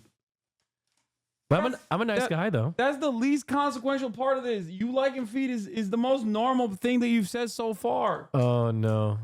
Chat, I'm sorry, guys. You're not sorry. I'm You not. don't give a shit. You want? But you're more knowledgeable now. You are now equipped with the knowledge that this is Can I be wrong. honest for a second? What? I'm afraid of having to get a 9 to 5. I got to make as much money as I can. I won't exist in the 9 to 5 world. I get canceled or like, I can't do it. I'm sorry. I apologize, guys. I'm Nick, sorry. Israel defends themselves by saying and making Americans repeat that if you hate Israel, you're anti-Semitic, which is to scare anti-Israel people like you and me, not to say anything bad about Israel under the veil, that if you hate Israel, you hate the Jews. Okay. That's what it is. Well, I it takes a lot of effort to hate though, I agree. Yeah. Man, there's Some people it comes easy though, Really? Yeah. Some countries make it easy, to be honest. I'm just so busy that like I don't really have time to be like. Yeah, too busy fucking getting McDonald's sponsorships. Yeah. Oh god, we haven't even talked about the rape riots yet. Pardon? The what? So Israel has a concentration camp called Sde Taiman. Yes, they're mass apprehending Palestinians and putting them there, and then like releasing them back into Gaza after 2 weeks of like torturing them. We find out in those concentration camps that they're raping them. Some of them are getting raped to death. They're literally raping them with like electric pods and batons and raping them to death. And these are innocent people. These are innocent Palestinians, but they're calling them terrorists. Everyone, if you call someone a terrorist, you can do whatever the fuck you want to them in the eyes of Israel. The Israeli government takes 9 of these concentration camp guards and says, you guys are the head rapists. You've done too many rapes. You've killed too many people by raping them. We have to prosecute you. Was it 9 random guards? I don't think it was 9 random guards. I think they were like literally on camera doing the raping. There was footage of it. So why was it recorded? That's crazy. There's cameras everywhere. It's a concentration camp. So basically, what ends up happening. Wait, did you see the footage? I saw some parts of the. Was it blurred out? Yeah. Okay. So anyway, they have to do an internal investigation. Otherwise, they're going to be like. Otherwise, people can be like, "Well, you're not even investigating this shit. The fuck? Boom! Another war crime on the docket, right?" So Israel arrests these 9 guys. They detain them. Mm-hmm. But the Israeli society gets very mad. They're like, how dare you detain these guys? Israel, the Knesset, which is the like their parliament, right? That's called Knesset, is actually out on holiday, right? Summer holiday. They hold an emergency meeting, specifically on the fate of these 9 detained concentration camp guards. Here is the meeting. Okay. In the Knesset. Yep. Okay. Where one of the parliamentary like officials from the Ta'al party, minister of the Knesset, Ahmad Tibi, says to insert a stick in a person's rectum, is that legitimate? Here is how the person, the Knesset member from Benjamin Netanyahu, remember him? Yeah, the guy in charge. From his party, here's how he retaliates. אבל יש אירוע כרגע בשדה תימן שמשטרה צבאית הגיעו לעצור חיילים ששמרו על מחבלי נוח'בה. והחיילים בשדה תימן, מתקן מעצר של מחבלי נוח'בה, ומשטרה צבאית שם הגיעה לעצור כמה לוחמים שם שכנראה בגלל איזה שהם טענות של יחס למחבלי נוח'בה, ויש שם אירוע של התבצלול. שהמדינה שלנו נכנסת אליו סביב הסיפור הזה הוא מטורף וצריך להפסיק אותו. ואני חושב שצריך פה לתת דוגמה אישית, ואני אומר עכשיו, ואני קורא לחברי הקואליציה לעשות כמוני, אני קם, ואני יוצא מפה, ואני לא הולך עד שהסיפור הזה והטרלול הזה, שיש מי שבפרקליטות חושב, שאפשר לבוא ולעצור חיילים על דברים שעושים למחבלי נוח'בה, לא... This man is saying he's outraged. He's outraged. Why is he outraged? Not because it came out that his soldiers are raping Palestinian prisoners to death. He's outraged that those people are being prosecuted and detained. Yeah. But it doesn't end. אוקיי? ואני מאוד מבקש, ואני חושב שחבריי בקואליציה טוב יעשו, אם יעשו כמוני. אנחנו לא יכולים להמשיך כרגיל. להכניס מקל לרקטום של בן אדם, זה לגיטימי? כן, אם הוא נוח'בה, הכל לגיטימי לעשות לו. אוקיי. הכל. He goes, yes, it's legitimate. You can do anything you want to them. Okay? So he's a pro-rape advocate. You said they weren't even terrorists, they're just people. Yeah, they're just regular old people, but they call them terrorists. They call them Nukba, which is like the elite group of terrorists, Hasan, right? This is insane. Yeah, of course it's insane. I know. And you know what's really interesting? I don't fault you for not knowing anything about this because the American media did not even cover it because what happens after this is even more insane. It got crazier. So they detained the 9 guys. Yeah. Do you remember January 6th? Where some of our bravest patriots stormed the halls of Congress? Like fucking Squeaks in Senate. Yeah, I remember. Okay. Israel has its own January 6th moment where they storm the detention center and the facility where the 9 guards are being detained with guns. They go in and they're like, you are going to release these rapists. It is a pro-rape riot. The pro-rape riot is attended by members of the Israeli Knesset. It's all over the news. They're like, no, we want this to happen. We want them to keep doing the rapes. There is like a rabbi that comes out and is like, it's legitimate, like to do that. Okay. So wait, can I ask you a question? What? And this might sound stupid. Okay. But why do they have to rape? I don't know. Like, why do they have to rape? I don't understand. It's ritualistic and systematized humiliation of the enemy. That's what it is. The enemy is not human. They are less than human. They are subhuman. And they are a scourge, and that they must be dealt with in incredibly violent means. Rape is a deterrent in this circumstance. That's insane. Yeah, I know it's insane, bro. That's what happens. That's why I'm saying it's fucking fascist. This is Nazi shit. That's why I will always say it. Like, this is some Nazi shit. Anyway. I can tell you most of my friends don't even know that this is going on. Of course they don't. Even people who are like knowledgeable on the matter, who like pay attention to this stuff, if they're only getting their fucking resources from CNN, will never know this shit because CNN doesn't cover it. Because if they covered it, oh my God, Americans would be like, what the fuck do you mean they did a pro-rape riot? You know what's funny? You're the streamer I watch the most. Yeah. But when I realize that when you're on my monitor, yeah, I'm not actually listening to a word you say. I'm just looking at you talking. I listen to you all the time. I watch you almost every day. Jesus Christ. And I'm not even listening to what you're saying or comprehending it. That's not good. I just like the way that you're like moving around and shit. Because this is all new to me. This is like the first time I'm locked in and I'm paying attention.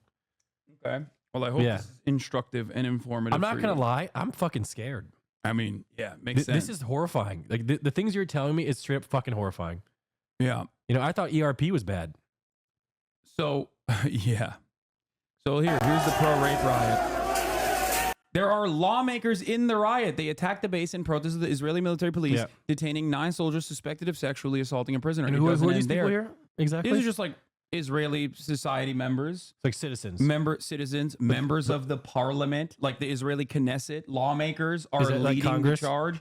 It's like fucking if January 6th was being done by, you know, like prominent members of the Republican Party, which it was, but like not really prominent members of the Republican Party, but if they were like actively leading the charge. Like Derek Evans, who made it into the Capitol only to have his political career cut short by that mistake. This is all insane, man.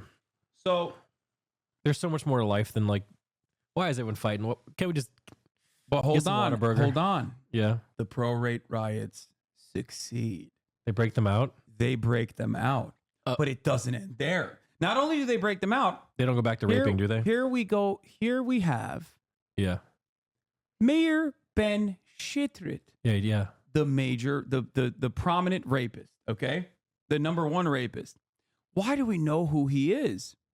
That's because he puts a balaclava on his head, okay? Like a mask to hide his identity. Right. And goes on national television to defend his rape. He's like, well, I have every right to do this. You know, they deserve it. He's the top rapist, right? At the heart of this entire story. Then he unmasks himself voluntarily. And then Israeli national television turns him into a TV, like a TV star. Now, Maya force fighter Meir Ben Shitrich, who was investigated on suspicion of rape, no less, is coming tonight to open everything about the Sidei Yemen affair or Sidei Teiman affair. מאיר בן שטרית שהתמודד עם הנוח'בות בשדה תימן ועכשיו מתמודד עם האשמות קשות וכולנו רוצים לשמוע מה יש לו להגיד וגם יהיה, תגיד לי, לאן אתה עומד ככה? He looks like a serial killer. Yeah. Is that him again? Yeah, the top Israeli rabbi blessed the soldier accused of the rape, by the way. Wait a minute. Why do people keep saying accused? Wasn't it just defend? Well, they're using you know, they have to say allegation because the court process never went through. Well, I mean, okay. Yeah, here is in June 2023, while in reserve duty in the West Bank. Why can't we go into the Negev with machine guns? Why can't we go in with mag machine guns? Why can't we go in with the holding force of a grenade launcher, such as the place of a terrorist? 2 days ago, all these terrorists were standing there, 150 to 200 armed terrorists. Why don't we get 3 to 4 attack helicopters up in the sky and spray everyone? He posted this. He also posted, his defense or in many instances talked about like what he was doing. Here's Ben Shitrich, who is settlement adjacent to Hebron. He's a settler too. There's a different designation for like the most insane aspects of Israeli society because like you have people living in like Tel Aviv and Israel proper, okay?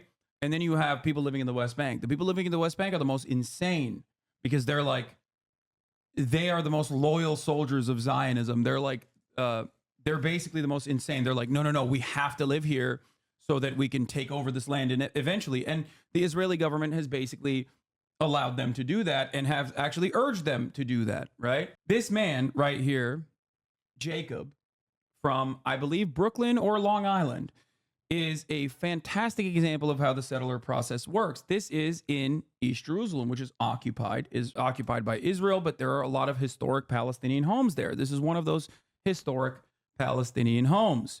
Jacob flew in from Long Island to come to East Jerusalem and basically took over someone's house, literally. You are stealing my house. And if I don't steal it, someone else is going to steal it. No one is allowed to steal it, ya ammi. This guy? Yeah. This guy definitely has a Reddit account. Oh, yeah. Yaakov, you know this is not your house. Yes, but if I go, you don't go back. So what's the problem? Why are you yelling at me? I didn't do this. I didn't do this. But It's easy to yell at me, but I didn't do this. You are stealing my house. So he just came from America to steal someone's house? Yeah. They do it all the time. I mean, did he get the house? I think they did. I think he did, yeah. You're kidding. Yeah, they've been doing this nonstop. So they take somebody else's house? Yeah.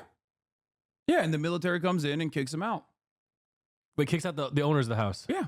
Bro, I'm not gonna lie. This is depressing as hell. If you were to, like, for example, sometimes in the media, they'll be like, an anti-Semitic incident occurred in a fucking Jewish community center the other week, where anti-Semitic protesters attacked Jewish people that were quietly congregating. And then you look into it, and you look into the fucking incident, and it turns out it's actually an auction. An auction for what, you might ask?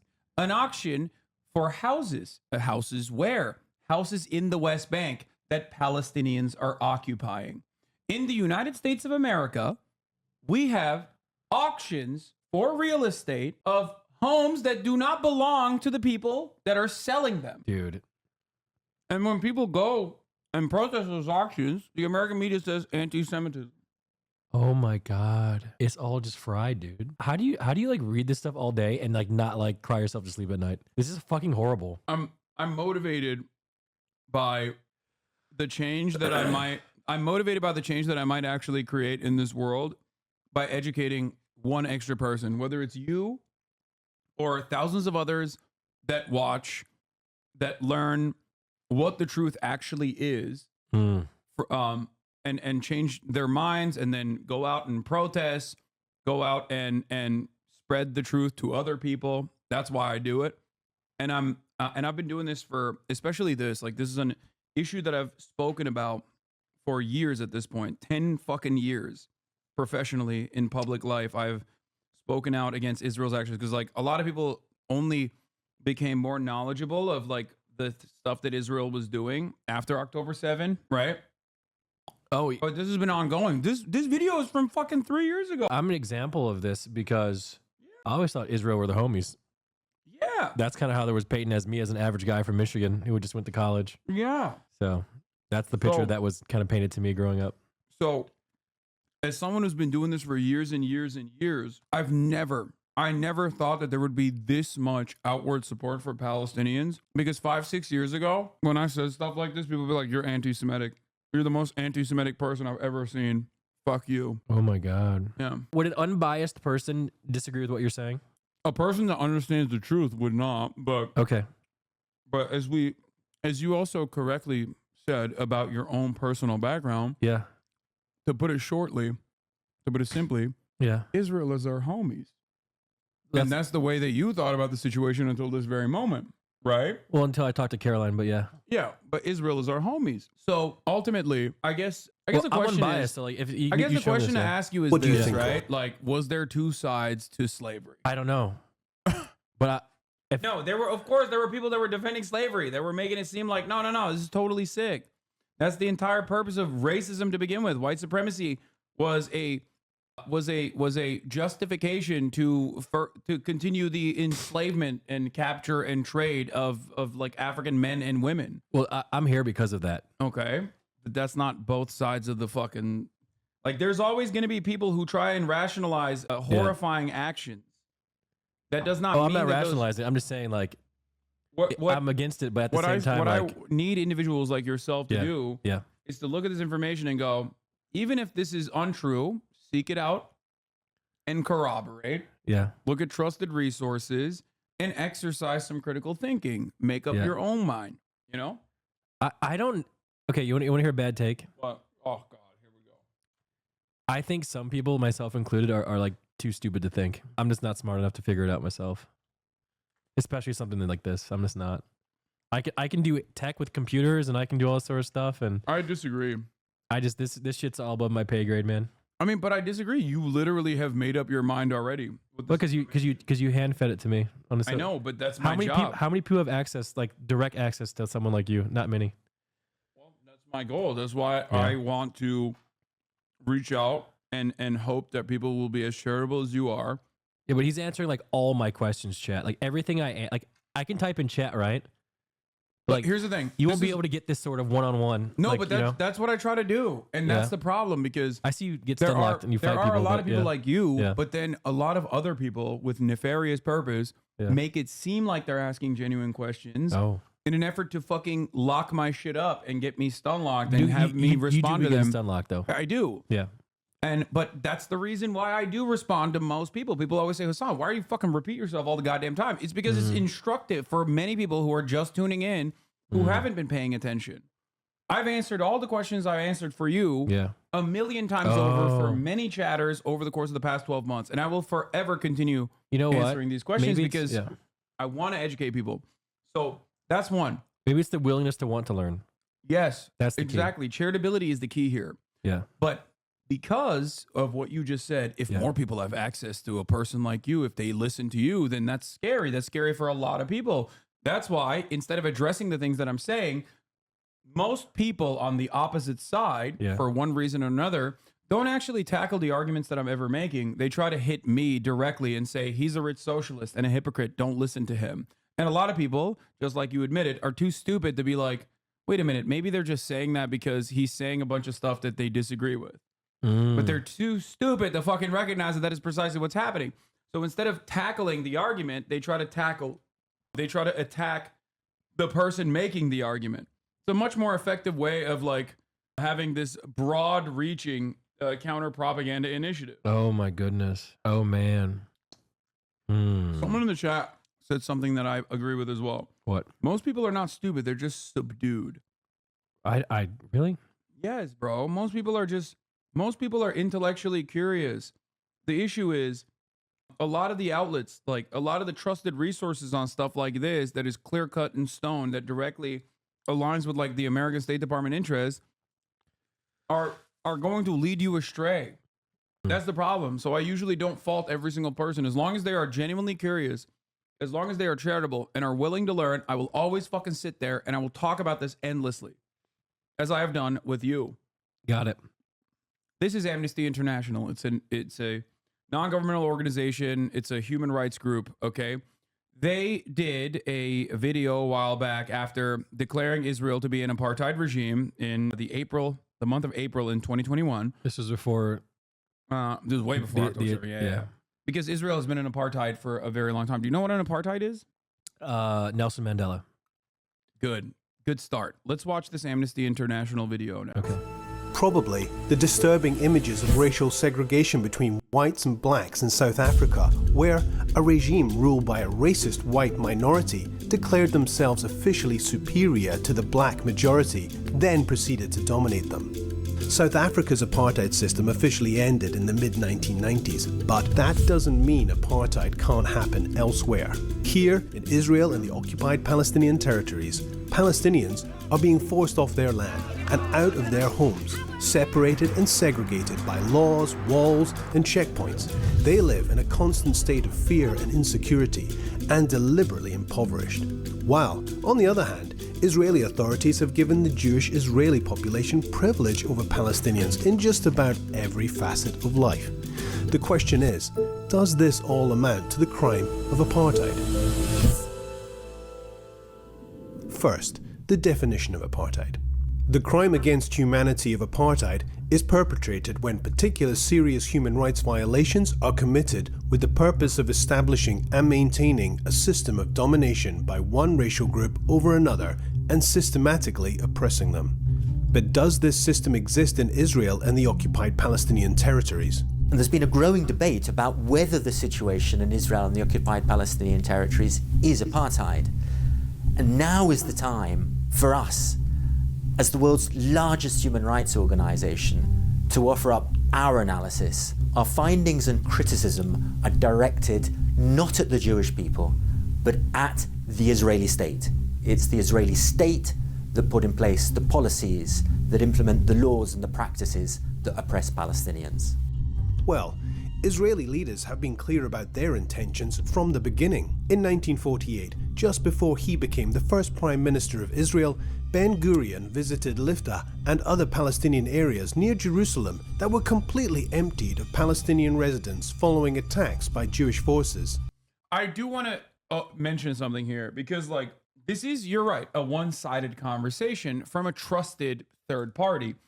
Having said that, there are a litany of misinformation and cherry-picked points throughout history and genuine suppression of the truth in terms of like historic data that defenders of Israel has engaged in the Western world, especially, and in Israel as well, for a very long time. This is precisely the reason why a lot of people are also, that are educated on the matter, might actually arrive at an entirely different conclusion.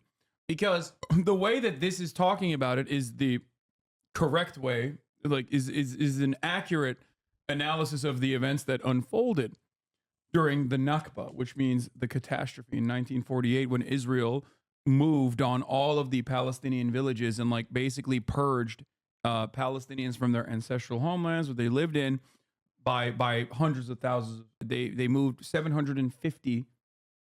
They moved 750,000 Palestinians from their homes and basically forced them. This is 1948. 1948, So yes. just after World War II. Yes. And it's going to describe that right now, but the way that people who want to defend Israel, I'll just give you the alternative argument. I'll steel man their position as well. Those who are defenders of Israel will say, actually, no, that's not what happened. These Arabs, as a collective, were always angry at the Jews because they had anti-Semitism at their hearts, and they always wanted to, not live alongside Jews because they hate Jews. Like it's almost like a false notion of anti-Semitism created amongst the Arab population in the minds of defenders of Israel to make it seem as though like they have almost a Hitlerian, like Nazi style anti-Semitism. They'll even point to like a Grand Mufti, a Palestinian Grand Mufti, a religious leader that was actually a colonial religious leader that the British Empire had placed in position of power, but that wasn't ultimately a popular person at all, to be like, oh, Hitler literally talked to this guy actually, and he's the one who told Hitler to kill the Jews, right? Which is Holocaust revisionism. And it's Holocaust revisionism that was actually repeated by Benjamin Netanyahu, as a matter of fact, saying that the Palestinian Grand Mufti played a prominent role in getting Hitler to be anti-Semitic and do the final solution is unimaginable Holocaust revisionism. Only fucking Nazis would believe that shit, which Benjamin Netanyahu is.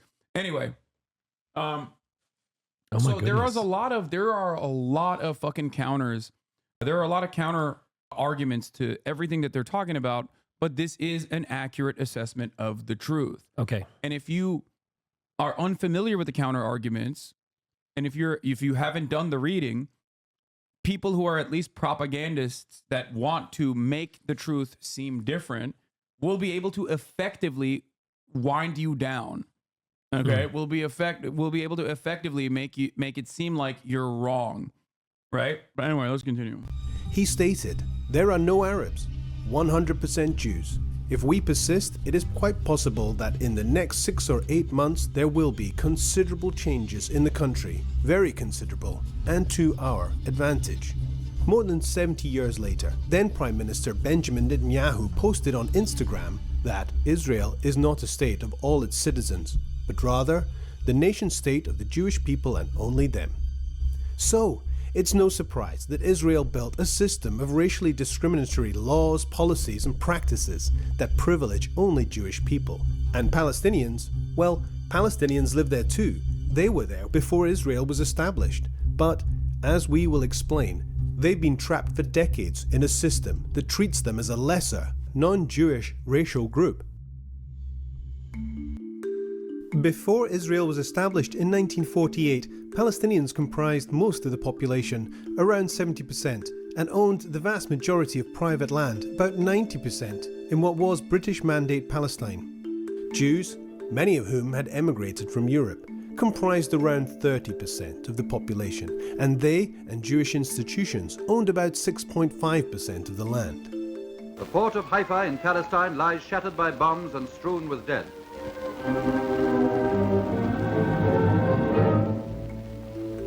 In the course of establishing Israel as a Jewish state in 1948, Israeli authorities acted to turn the situation on its head and were responsible for the mass expulsion of Palestinians and the destruction of hundreds of villages, forcing around 800,000 Palestinians out of their homes here and just took this shit. lands. Thousands of Palestinians and Jews were killed in... The counter to this, the legalese, is like, oh, well, the Holocaust happened. These people were not responsible for it. As a matter of fact, 11,000 Palestinians fought against Nazi Germany, but it doesn't matter. It's besides the point. But basically, this is what settler colonialism is. And ultimately, the way that, like, in Israeli society, the way that these events are explained is totally backwards. Like, oh, it was an Arab war against Jews, and the Jews fought back, so we had to send the Arabs away. But the question in that situation is, why didn't you let them return to their homes? These are civilians. Therein lies the problem. I think they came in wanting the whole land from the beginning. That's precisely what it is. And this is just what it's come down to. Ultimately, that is the final evolution of Zionism, which is happening currently, unfolding in front of our eyes. In the context of attacks on civilians during this conflict. Today, there are around 6 million Palestinian refugees who Israel denies the right to return to their homes. After the 1967 war, Israel occupied the Palestinian territories of the West Bank, including East Jerusalem and Gaza. Israel's brutal military rule... I don't even want to tell you, like, the psychotic shit that they did during the Nakba from 1947 onwards. This is one of the many things that they did. The Zionist paramilitaries attacked the village of Deir Yassin. A lot of the stuff that they talked about during October 7 was shit that, like, Israel had done in Deir Yassin. Throwing babies in ovens and things like that. Sorry, what? Who threw babies in ovens? In Deir Yassin, Zionist paramilitaries, including like actual paramilitaries that called themselves terror organizations, like personally, engaged in atrocities in an effort to basically and like let some people live in the villages, in the Palestinian villages that were literally like unguarded. There was not a single person there with like weapons. One of the most like gruesome acts of horror was when these terrorists came into the village, and they obviously had a bunch of these people at gunpoint, and there was a baker, and he had this big oven for baking bread. And they took the baker and they told the baker, you have to throw your own son in the oven. The baker refused.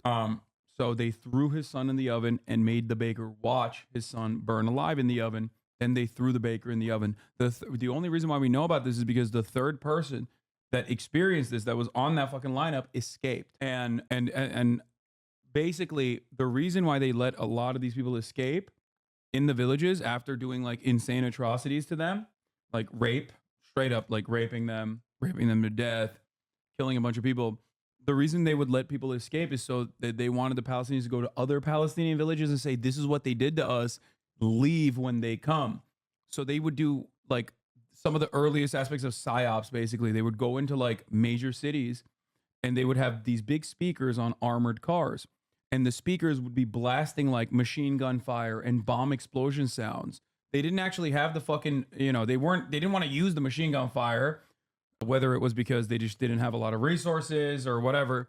But they basically would surround the city with military and run these like crazy fucking sounds to make people evacuate. Yeah. Would basically surround the city so they can only evacuate from one single file line out of one area of the city. And they would obviously never let him return ever again after evacuating the entire city. That's how they got all the land. Yeah. They didn't kill everyone, but they killed enough people. I think it was 15,000, if I'm not mistaken. Out of 800K? That's what they said got moved? No. That's the total number of people that were ethnically displaced. Oh, okay. But in terms of like directly killing them, they killed 15,000 people, but they used the deaths and the lynchings and the rapes to basically scare the 750,000 ethnic Palestinians into leaving. And then they still to this day say, oh, well, they voluntarily left. Okay, they voluntarily want to come back. They would not allow that to happen. They shot a bunch of people that tried to come back to their own fucking farms and shit. For the record, Deir Yassin and other massacres were carried out by Irgun and Lihi paramilitaries that were folded into the modern day IDF by the state. These are not some sort of rogue entities. They're pertinent to the conflict as other entities. Yeah. The objective? Maintain Jewish-Israeli hegemony and maximize control of land. In the city of Jerusalem, the Israeli official policy is to maintain at least a 60% Jewish majority. Oh, by the way, Israel supported the South African apartheid. Now is a once-in-a-lifetime opportunity, not only to stand within its gates, but also to build the home of your dreams there. I mean, how did Israel feel about the Holocaust? So where do all the Palestinians live now? I don't think they like it. 3.4 million live outside of Israel in the occupied territories, mainly in refugee camps in neighboring countries. I mean, it sounds like they're trying to run it back, but in their favor. Yeah, that actually, what you just described is like literally plays a very formative role in the Israeli nationalistic mythos.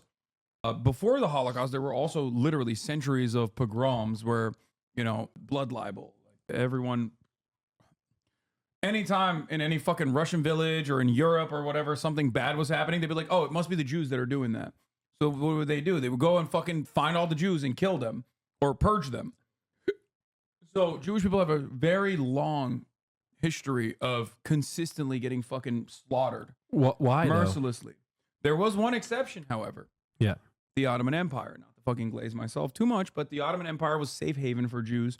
And a lot of Jews actually escaped the Spanish Inquisition and came to the Ottoman Empire and lived in many different parts of the Ottoman Empire, including, but not limited to, historic Palestine. And at the time, it was seen as like a significantly better living experience for Jews in terms of like Europe, in comparison to Europe. But that's besides the point. So what I was saying was, what the fuck was I saying? He doesn't know what that means. I assume it has to do with Turkey. No, centuries of pogroms and the Holocaust. So centuries of pogroms and the Holocaust itself was like a enough is enough moment for a lot of people, I think, where some internalize the message behind never again as like, you know, we can never allow this to happen to anyone ever again, which is the correct message. That's the reason why that message exists. And others, namely those who are at the helm of spearheading Israeli society and building this nation, saw that as never again to us. Like, just, you know, nobody else. I don't give a fuck. We will do it ourselves, actually, even if that's what it takes, but never again to us. So it's the way I think that the Holocaust is viewed is like very complicated in Israeli society, where like there's almost an air of like resentment towards Jews that survived the Holocaust or escaped the Holocaust, where they are seen as like weak by, depending on what fucking level of mania you're operating on, where like there are a lot of hyper right-wing Israeli nationals who consider like Jews during the Holocaust to be weak. They didn't fight back. They didn't fight back enough, which is, again, ahistorical, because they did fight back. That's the Warsaw Ghetto Uprising, which is analogous to, you know, October 7 in many respects. But, and that they did not know that they were being sent to death camps. Many Jews did not know that they were being sent to death camps. But the idea is like, yeah, the idea is that they were weak Jews and we will never be like them. We will be strong Jews. And I think that's part of the reason why Israeli society is so militant, so hyper militant. One, because it's a settler colony in the middle of a region where it's like actively purged the ethnic indigenous population. So obviously there's going to be a lot of resentment towards that. But beyond that, it's the genuine, I think, like a quite reasonable assessment of the situation as if you parse through Jewish history. Like, it is understandable, bro. If your people are getting constantly fucking killed everywhere and being made to be the only reason why bad things are happening, then yeah, you're gonna fucking be like, holy shit, we cannot have this happen again. We got to be like super militant.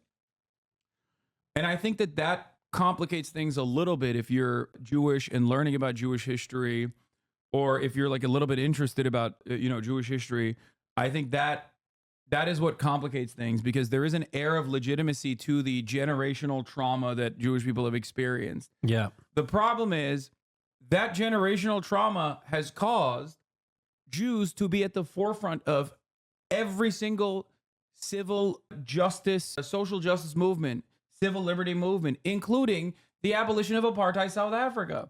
So while Israel was in support of apartheid South Africa, Jews played a prominent role in the fight against the South African apartheid. Why was Israel for it? Well, because they had their own apartheid and they wanted nukes. I think that was what it was, right? Didn't they fucking get like they developed their nuclear capabilities by collaborating with South Africa? I think. Am I mistaken on that? So Israel has nukes? Yeah. And we still give them weapons? Why? Well, because they have nukes.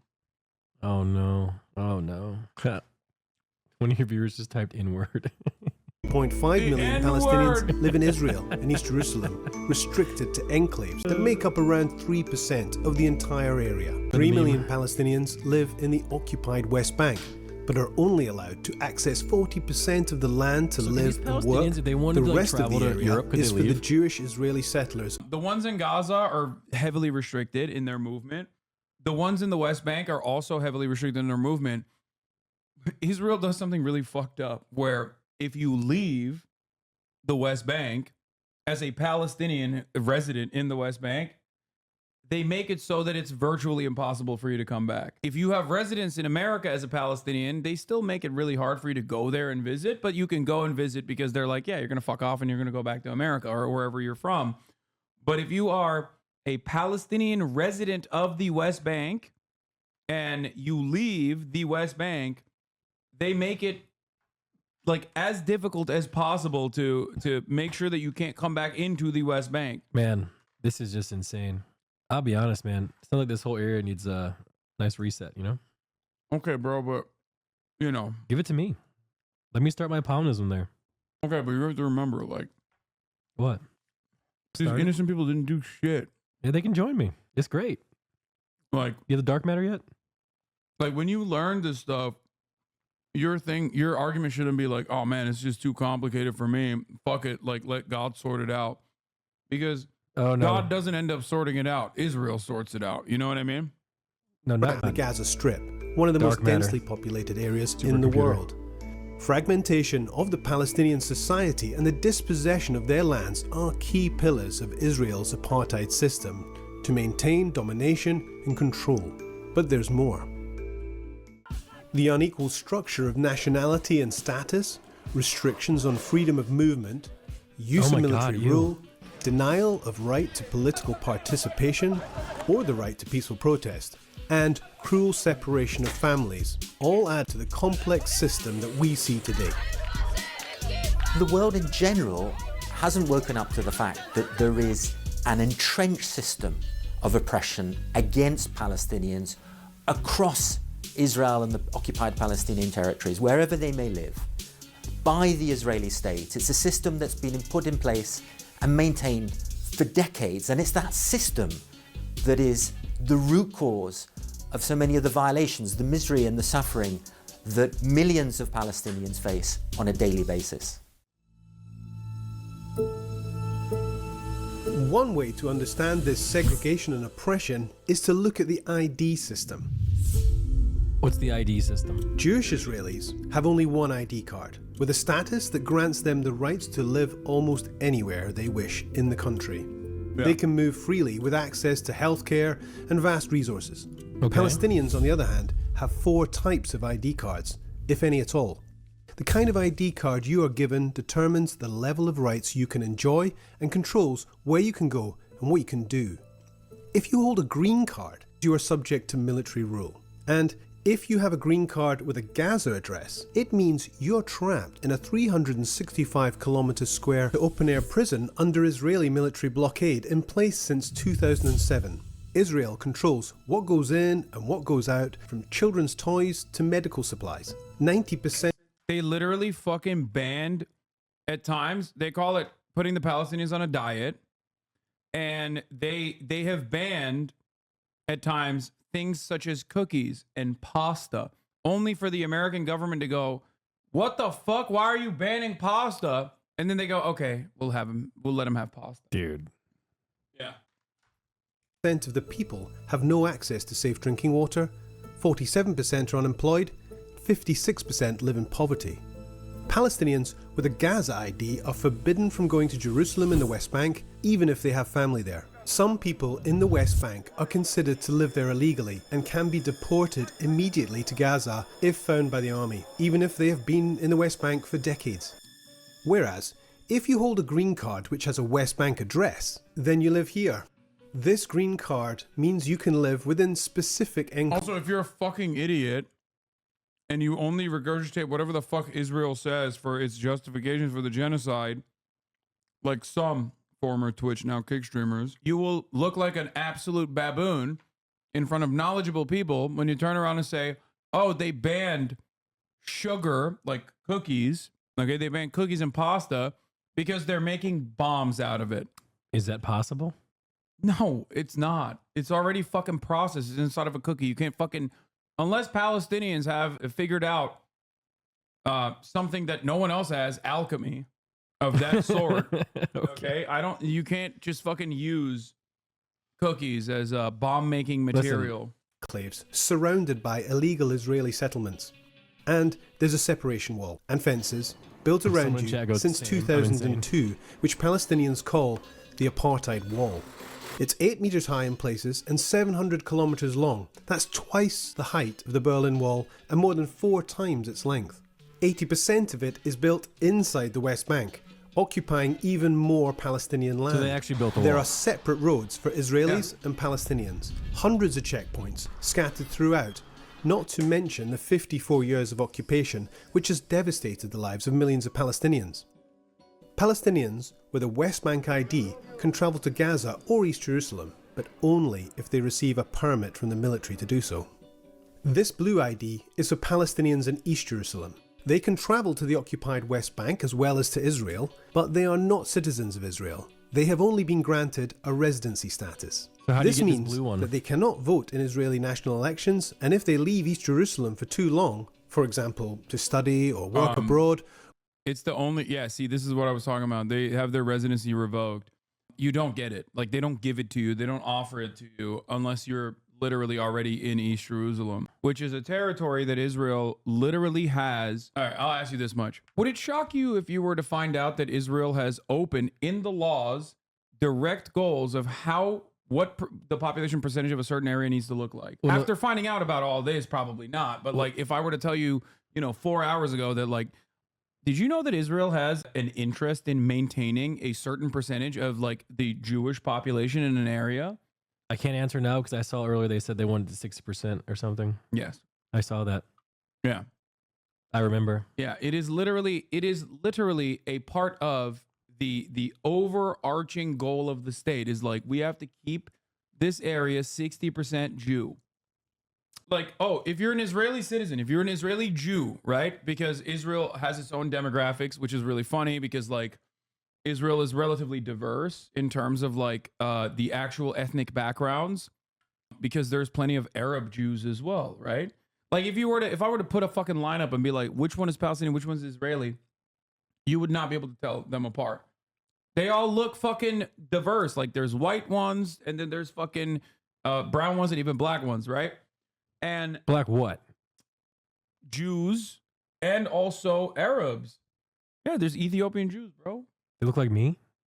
I mean, you're light-skinned enough, but no. I mean, Ethiopians look kind of. I mean, I guess kind of. Okay. Could Nick be Ethiopian, chat? They're probably darker. And the same goes for Arabs. Anyway. Yeah. Israeli society has created, because of its ethno-state status, the Israeli government has created a designation. There's 2 tiers. You are either an Israeli citizen, like full-blown citizen, which means you're Jewish, or you are a non-Jew living inside of Israel. We call that the Palestinian citizens of Israel, the 1948ers, the people that were there that were offered citizenship at the time. The only thing that makes them different from like full-blown Israeli Jews is that they're just not Jewish, that they're either Christian or Muslim. Now, here's where things get interesting, okay? There are Arab Jews. Itamar Ben-Gvir is the Ministry of like Interior Defense or whatever, like the national police guy, right? Mm-hmm. He's fucking from Iraq. He's Arab, but he's Jewish. So even if you're Arab, you still get slotted into Jewish as your ethnic and religious background. And what's really interesting about this process is that if you are an Israeli Jewish citizen, right, regardless of where you're from, and you want to marry a Palestinian Muslim in the West Bank, you can't bring the Palestinian Muslim from the West Bank into Israel. Even if you get married, you have to live in the West Bank now. You can, your citizenship only goes down. Like you only get level down. You can't level up. Okay, that is. Yeah. I've had a conversation with a literal Arab, with a Jewish Arab from Israel, teenager. Mm-hmm. And in the conversation, I tried to explain to him that like he's technically Arab as well, or Itamar Ben-Gvir is Arab. And he got mad at me. He was like, no, they're not Arab. They reserve the term only for non-Jews. Calling an Israeli Jew an Arab is like calling them a slur there. Yeah. Okay. Hasan. Yeah. Help me here. What? What's an Arab? I don't understand what you're saying. Arabs are people of a specific ethnic background from Arab countries, like predominantly Arab countries. Right. Okay. So where you're born at, it's that, that speak Arabic. So you can be Jewish if you're born in an Arabic country. Yeah. There were plenty of Jewish people that used to live in Arabic countries. Some of them were literally, after Israel was developed as a nation state, some of them were fucking purged from the Arabic nations because they had their own pan-Arabic or their own nationalist movements in their development of the nation state. So they literally were forcing them out. Or Israel also personally, like in the case of Iraq, was making it so that they would do false flag attacks, like bomb synagogues. Israel would bomb a synagogue in Iraq to be like, see, they hate you. You need to come to Israel now. So let me get this straight. If you're an Arabic and if you're from help. You said if you say you're an Arabic Jew, it's a slur. Jews in Israel that are from Arabic backgrounds, okay, they will that come from countries Arabic countries, do not consider themselves to be Arab. You can only be Arab inside of Israel if you are non-Jew. If you are not a Jewish person, you can be, if you're Christian or if you're a Muslim, under Israeli societal designation, you are Arab. But if you're Jewish, you're not. Israel has actually a separate designation for Arab Jews. Jews of Arabic origin and Arab designation. It's called it's the Mizrahi. Chat. This is a lot to take in one day, guys. I apologize. This is just a lot to take in because I'm trying to get everything plain, plain as day. It's all good.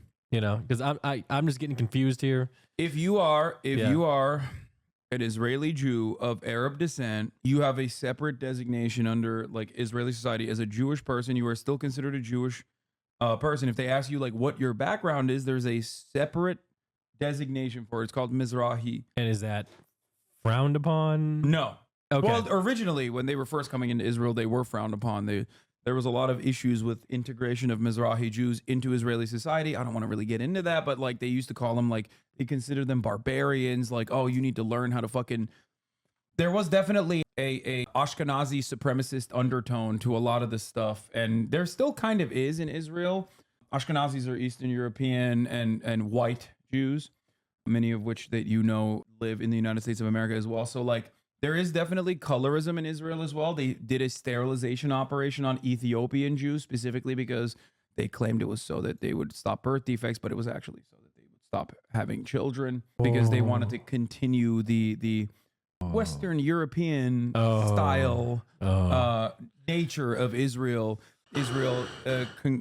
Israel also engaged in ecological terrorism, ecological colonialism, where they would like raise all the Arab villages, change the villages to sound more Israeli in name, like Hebrew.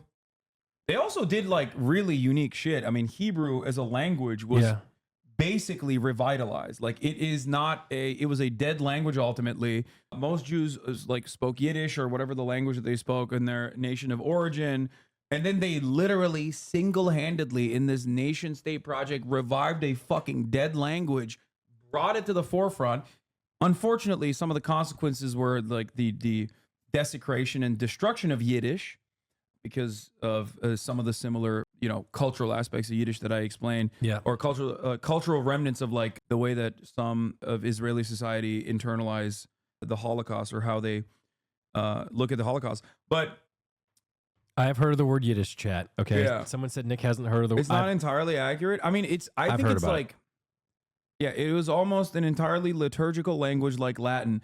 I think that like if Israel wasn't such a violent and bloody permanent occupation, settler colonial occupation, like there is a lot of phenomenal achievements that you could point to, including literally like the revitalization of a language such as Hebrew in such a short period of time. I think that the problem is it came alongside the death and destruction. But in terms of like the ecological terrorism that I was referencing, they literally fucking would raise these villages, change the language or change the name of the villages to like, either biblical shit or fucking, or not even biblical shit, but like they would change it to like Hebrew words.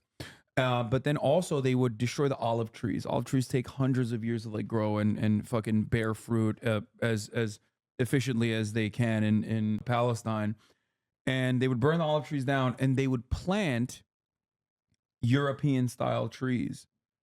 They would plant trees that like resembled the European fauna and like pine trees and shit. And obviously pine trees like exist in fucking Lebanon and shit too, but like basically they changed the ecology of the entire area, or not the fauna, the flora, sorry.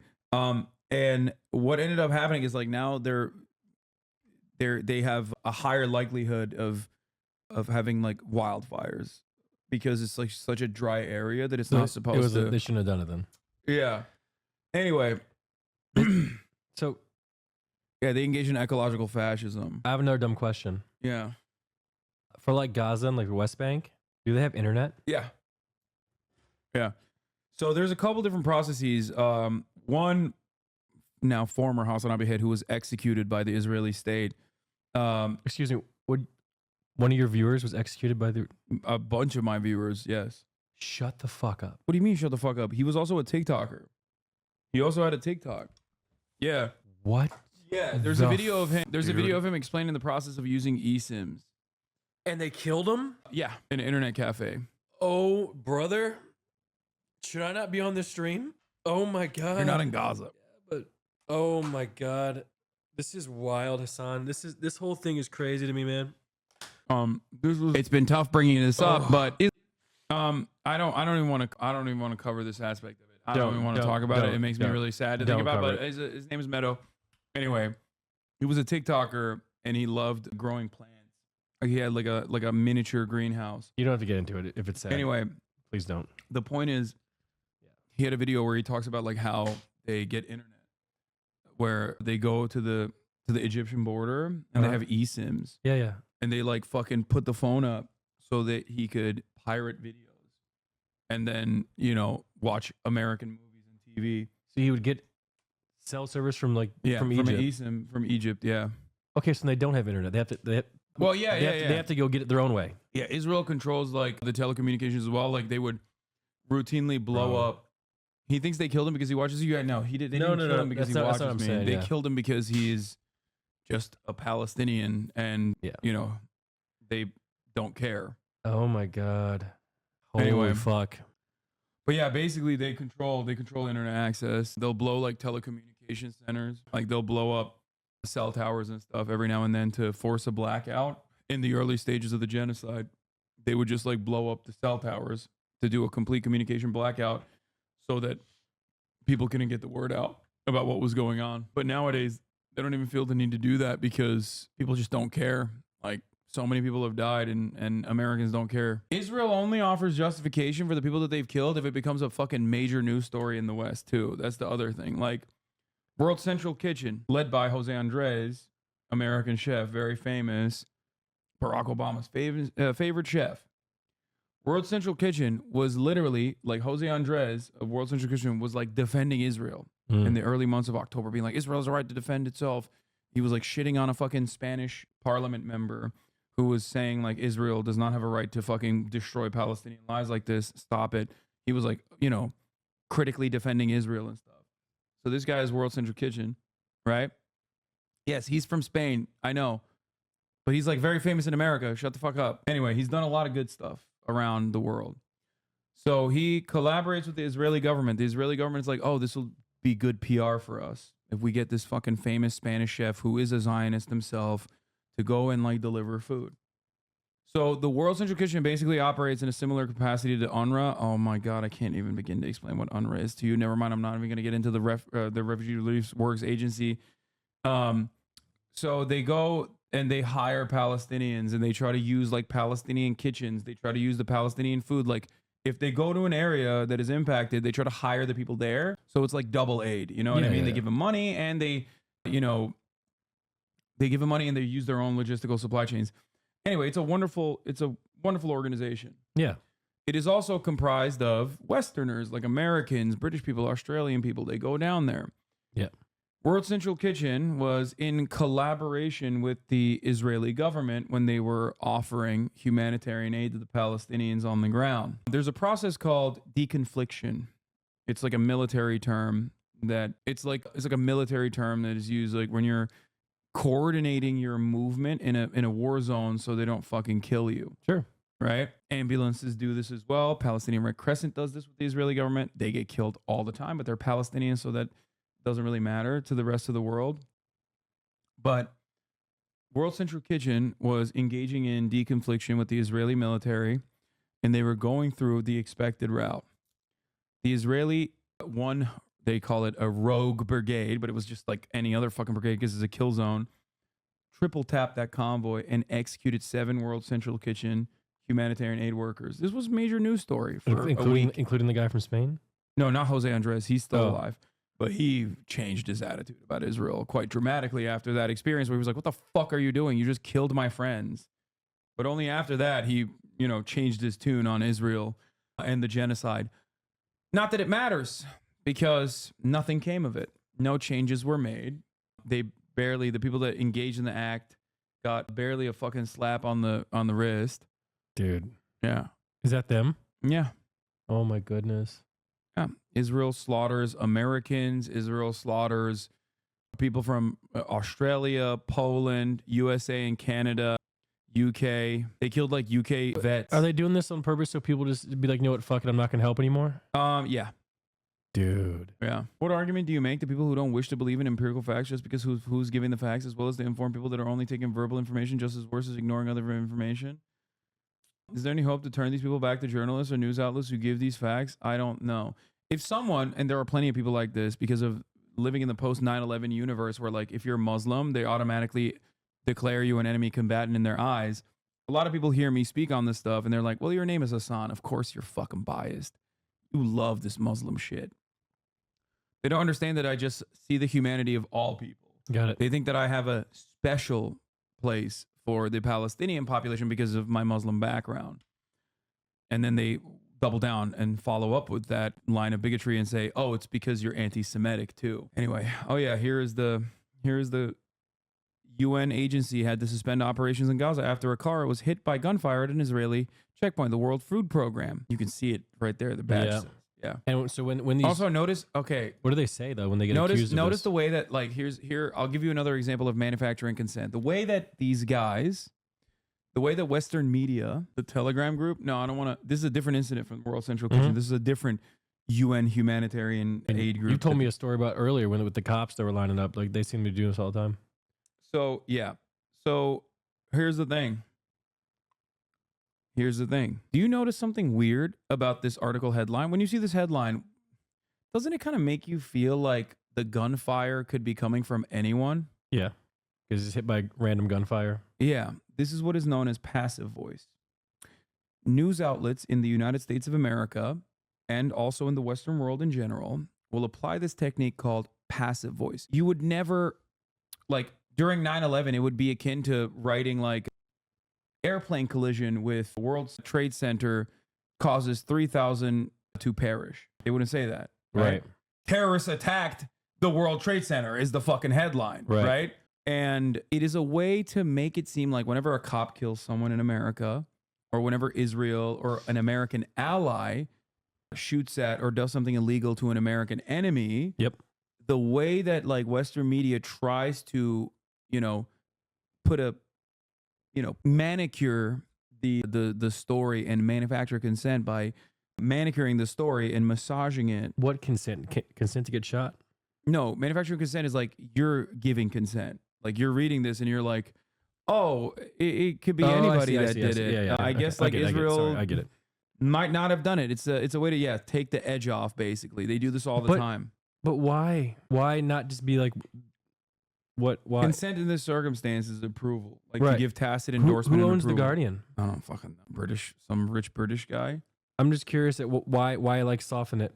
The reason why Western newspapers soften these sorts of actions is because it's not because it's like owned by a singular individual.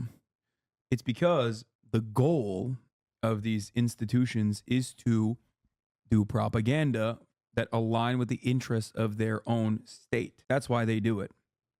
It's not like an individual that is engaging in propaganda because they like are personally invested in Israel. In some instances, they might be like literally invested in Israel and like their portfolio has investments in Israel, right? Like that's one aspect of the story, but like usually they do this specifically to make it seem like Israel's actions are not. Even the LA Times actually said UCLA cancels classes after counter-protesters violently attack pro-Palestinian camp. This was actually an interesting instance where mainstream media basically said counter-protesters, pro-Israeli counter-protesters, violently attacked the pro-Palestinian camp. But watch what happens quickly. Got mainstream media being like, yeah, listen up, big dog. You guys f***ed up a little bit. Dismantle the pro-Palestinian camp. Wait, check out the LA Times headline now, much more ambiguous. No. Dude, are you serious? After violent protests at UCLA, UC president launches investigation into response. Why'd they change it? They changed it because it was too fucking anti-Israel. In real time, we watched it happen. They were like, all right, well, maybe the first headline wasn't great. We should... They definitely... Yeah, look. Yeah. Gunfire kills, wounds dozens in hospital encircled by Israeli tanks. Who did it? They definitely know who you are. Who fucking did it, bro? Who did it? Gunfire kills, wounds dozens in hospital? Like as though this is a fucking naturally occurring phenomenon, in Gaza. It's just how it works. Bro, this whole thing is just honestly horrifying. Yeah. And I mean, they do this for a lot of shit. It's not just for like Israel, you know? Whenever there is capital interest, you will always have similar things happen. So I got a question. So when you see an article like this, what you probably do is look into it more to see what actually happened, right? Is that how it works? Yeah. Because the average person will see his article and move on with their day. Yeah, and that's the informed person. The average person doesn't know or give a fuck about any of this shit. But the informed population that want to learn about it will read these articles and will, you know, their takeaway will be whatever the fuck the article wants you to think. Like an LSF thread. I don't know why you would compare it to LSF in that regard, but I guess it's correct. Because people read the titles and just assume that's what happened. Yeah, you're right. That's not wrong. And they clip chimp too. Yeah. Yeah. Holy man, like you got to put in a lot of effort if you really want to know what's going on. Yeah, it's not easy. It's not easy. And that's why I also consistently try to tell people that are like newcomers in this community, like everything you've heard about me has a very specific purpose. It is to sully my reputation. To I make always sure defend that, you, by the way, in the morning. To make sure that, yeah, I know. To make sure that like you don't come in here with a clear mind or a clear conscience and a level of charitability. Your impact in here is supposed to be uncharitable, so that you don't listen to what I have to say and you've already automatically declared me someone who is like biased against your interests. And it's someone who is like sinister. Jeez, man. Yeah. I know this stuff's cooked because I talked to my dad about this once, and the things that he was saying blew my mind. I'm like, Dad, I can't believe you just said this. Yeah. Because he, especially with like the drops, like when they were dropping the stuff, it was crazy. Your videos on the Lebanon pager attack? Yeah. Remember when Israel blew up pagers in Lebanon? That was recently. Yeah. Like 7 days ago. Israel has since killed 800 people in Lebanon. With pagers? No, with fucking bombing, direct bombing campaigns. But at the time, they killed like, I think 11 with the pagers, including 2 children, right? And they maimed up like 3,000 people on top of that. And the media covered it as like this phenomenal instance of espionage against a scary enemy combatant. They blew up civilian communications devices after infiltrating a supply chain, not knowing who ended up with those fucking pagers at all. And yet, of course, they killed a bunch of people that were civilians in the process. You can't even kill enemy combatants when they're not in war anyway. That's still a war crime regardless. It was a war crime after a war crime. It was a double war crime. It was an act of terror. And that's precisely what it did. It caused psychological trauma to the civilian population that was worried about their fucking household goods. They were like, is my fucking toaster going to explode next? That's what happened. Oh my God. That is an act of terror. The media literally covered it as though it was actually a phenomenal tactical instance of Israeli espionage. And a lot of people don't actually scratch the surface. They just look at that and they go, yeah, you know what? This is great. Yeah. 4-year-old Lebanese girl Naya Ghazi was among the 14 Israel killed today. Her body was recovered several hours later from under the rubble. Thank you. I mean, we're not going to see her blow up, are we? Or anything like that? Okay, please. No, this was the rubble when they started bombing. Oh my God, dude. Yeah. This is heavy stuff, man. Yeah. Chat, you be here all day to listen to this guy. This stuff is not for the faint of heart. It really isn't. Yeah. So, you know, it is what it is, I guess. It is what it is. And this is why you like to play basketball, because that's where you can just be free. Yeah. Yeah, I get it now. If the enemy is fact, the only way to win is by attacking the messenger. Yeah. That's exactly. There were media correspondents that called the attack awesome. So many people. Like, why would that be awesome if you're blowing up civilians with pagers? Because it's the enemy. They're killing enemies. They're killing Arabs. And the Arabs that die as collateral damage is simply just like Arabs that shouldn't have been in the way. Okay? That's what it is. That's how dehumanization works. This is also, this is why a lot of people despise American foreign policy, like absolutely hate American foreign policy. Man. Watching churches get bombed during Christmas really fucked me up. Hard to enjoy things when you know stuff is happening. Yeah. Israel was doing that. They were bombing Palestinian churches. Anyway. The craziest part of it is that they say these guys are human shields. That's like the Israeli propaganda for it. They're like, oh, well, they're human shields. They're in the way of our bombs. You know what makes you kind of wonder? How much of like, after like 9/11, the stuff that I was told as American citizens was just not true? What do you mean?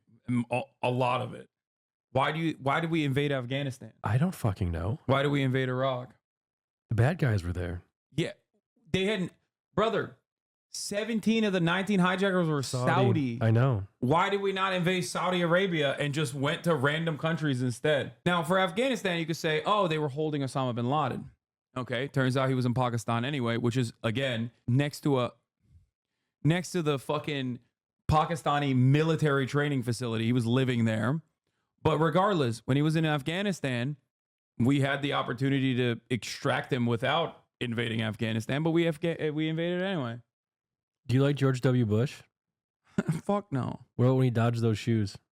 That was unfortunately one of those instances where you hate hearing about someone who is worthy of so much more worse things, but he just got good reflexes in that time. Did you see him tell a security guard to back off when the second shoe was coming? No. He did. He told his I got this. I'm going to dodge this shoe. That's all I know. Dude, yeah. Whew. Man. They lied about WMDs in Iraq. They were like, oh, they have, WMDs. We got to go invade Iraq. Iraq was even less involved. Iraq was even less involved than Afghanistan was. And Afghanistan wasn't even fucking involved at all. Dude, life is just, it can be quite fucked sometimes. Yeah. And I'm over here just enjoying my Veronica Khalil every morning. But here's how this works. Yeah. Yeah. Bush rejects Taliban offer to hand bin Laden. Excuse me? 9:30 p.m. update. Taliban demand evidence of bin Laden's guilt. Second week of airstrike starts. Taliban urges U.S. to halt bombing. Wait, they were going to hand him over? Yeah, dude. Didn't it take us 10 years to find this guy? And Barack was like, we got him. Don't even get me started on. Osama bin Laden was a known asset. I know. And even before, there were plenty of people who did not like him and were actually against him. Amongst the Mujahideen, not the Taliban, but other groups in the Mujahideen in Afghanistan. On 9/10, they assassinated the guy who wanted to fucking give warn America about Osama bin Laden. But yeah, they rejected the Taliban offer to hand bin Laden, Okay. and they said, we don't negotiate with terrorists. Okay, this might be a loaded question. I'm learning everything for the first time. Everything seems new to me. Was bin Laden behind 9/11? Yes. Okay. So not everything I know is a lie. No. Okay. All right. But bin Laden was before 9/11. All right. Osama bin Laden, for many, many years, got positive coverage even from the Western news. Did you know that? No, I'd never heard of the guy before that happened. Let me show you the tape. No, oh, no. Is it tape? No, it's not a tape. Didn't he play Counter-Strike? I think so. He was also in the hentai, I think. Hold on. Osama bin Laden. Was it in that? Which newspaper was it in? Guardian? Revolutionary. Anti-USS. Wait. Was it? Oh my. Center for Public Integrity, how the U.S. helped midwife a terrorist. The 9/10 guy is Ahmed Shah Massoud, but I'm not talking about that. In the newspaper, this also had a photo of Osama bin Laden. Anti-Soviet warrior puts his army on the road to peace. The Saudi businessman who recruited Mujahideen now uses them for large-scale building projects in Sudan. Robert Fisk met him in Almaty. 1993. Here's the photo, I think. Yeah, here it is. There he is. All 6'7" of old glory. He was, right there. He was 6'7"? Yeah, he's tall as hell, bro. Did he play basketball? He should have. Dude, the world's insane. Just. Yeah. I'm getting cold shivers. Yeah. Yeah, he was. Austin is yelling from the background and said, you'll never enjoy the national anthem as much again. I mean, which one at this point? Me and Felix. July 4th has never been celebrated the same since I started watching. No, it's almost like I dude. heard he had a couple slam dunks back in September of 2001. No, dude. Yeah, he was playing with the wrong Rockets. Dude, stop. Please stop. Oh my goodness, dude. So here's the thing. The reason why you are completely not knowledgeable of all these affairs is because it would make you go fucking crazy if you constantly thought about this shit. And the entire purpose of the media is to basically dull your sensibilities into not knowing any of this shit. What I have to deal with is something that's worse. You are fantastic. You're charitable. You're curious. You're interested in this intellectually, and you're not going to immediately be resistant to what I have to say. But the average person that constantly gets all of this fucking propaganda, okay, already has a resilience to what I have to say, and sometimes will go forth and defend it, okay? They will defend the Israeli actions. That's what fucking pisses me off more than anything else. Motherfuckers that are not knowledgeable come in here and repeat talking points they heard from some fucking YouTuber who is also not knowledgeable on the issue, but they're also like, now the person is repeating a person that didn't already have like the full scope of the story and are like not even remembering the talking points correctly. And they're just pissing me the fuck off because they're so smarmy and fucking annoying about it. They're like, and also on top of that, they, especially in this instance, they'll also package it with like a shit ton of Islamophobic sentiment to be like, this morning someone fucking came in and was like, I heard your pager is beeping. Like, that's like a threat. You know what I mean? He's saying like, oh my God, you know, you're Hezbollah and you're going to blow up. Like we're, you know, I hope the American government kills you. That's what that means. And it's very frustrating because like, if you interrogate that person and try to figure out where they came to this conclusion, they have no knowledge whatsoever because it takes nothing to just be like, you're a fucking dirty, you know, sand N-word and you're going to blow up. It takes nothing to say that, you know? Well, why would they say that? Where's the anger coming from? Well, you weren't here this morning when I talked about it, but that anger comes from the fact that that motherfucker doesn't have health care. That motherfucker is fully aware of the hurt and harm caused to him by his own government. He at least experiences the impacts of it. He knows that his life is never going to be as good as his parents' generation. He knows he's never going to have a home. He knows he's never going to have a job. He's never going to, or have a meaningful job. He's never going to be able to retire. So that fucking makes him really angry. He's frustrated. And in that anger and frustration, he lashes out at whoever the fuck can hear him. And it makes him feel powerful in that moment to be like, this guy, this Twitch streamer, he has a lot of money. He's hot. People listen to him. But, you know, I'm going to piss him off because he's lower than me, because he's a fucking dirty Muslim defending other dirty Muslims that are getting brutalized by the American and Israeli militaries. That's where that anger comes from. That's where racism comes from. You know, the notion that someone will look at you and because you're black, assume automatically that you are worse than they are, that you're lower, you're inferior to them. That kind of like that kind of white supremacist sentiment. LBJ, Lyndon Big Dick Johnson said, if you can convince the lowest white man he's better than the best colored man, he won't notice you're picking his pocket. Hell, give him something to look down to. He'll empty his pockets for you. The president said this? Yeah. He said this. Yeah, he had a fat cock, bro. What do you mean? He's unstoppable. He had a fat cock and he really wanted to do Vietnam. Was Nixon racist?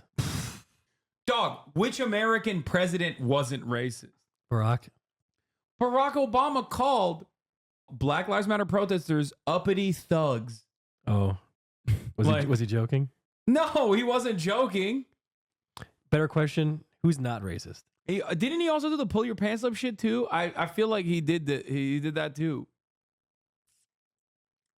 Who was not racist? Just who in general?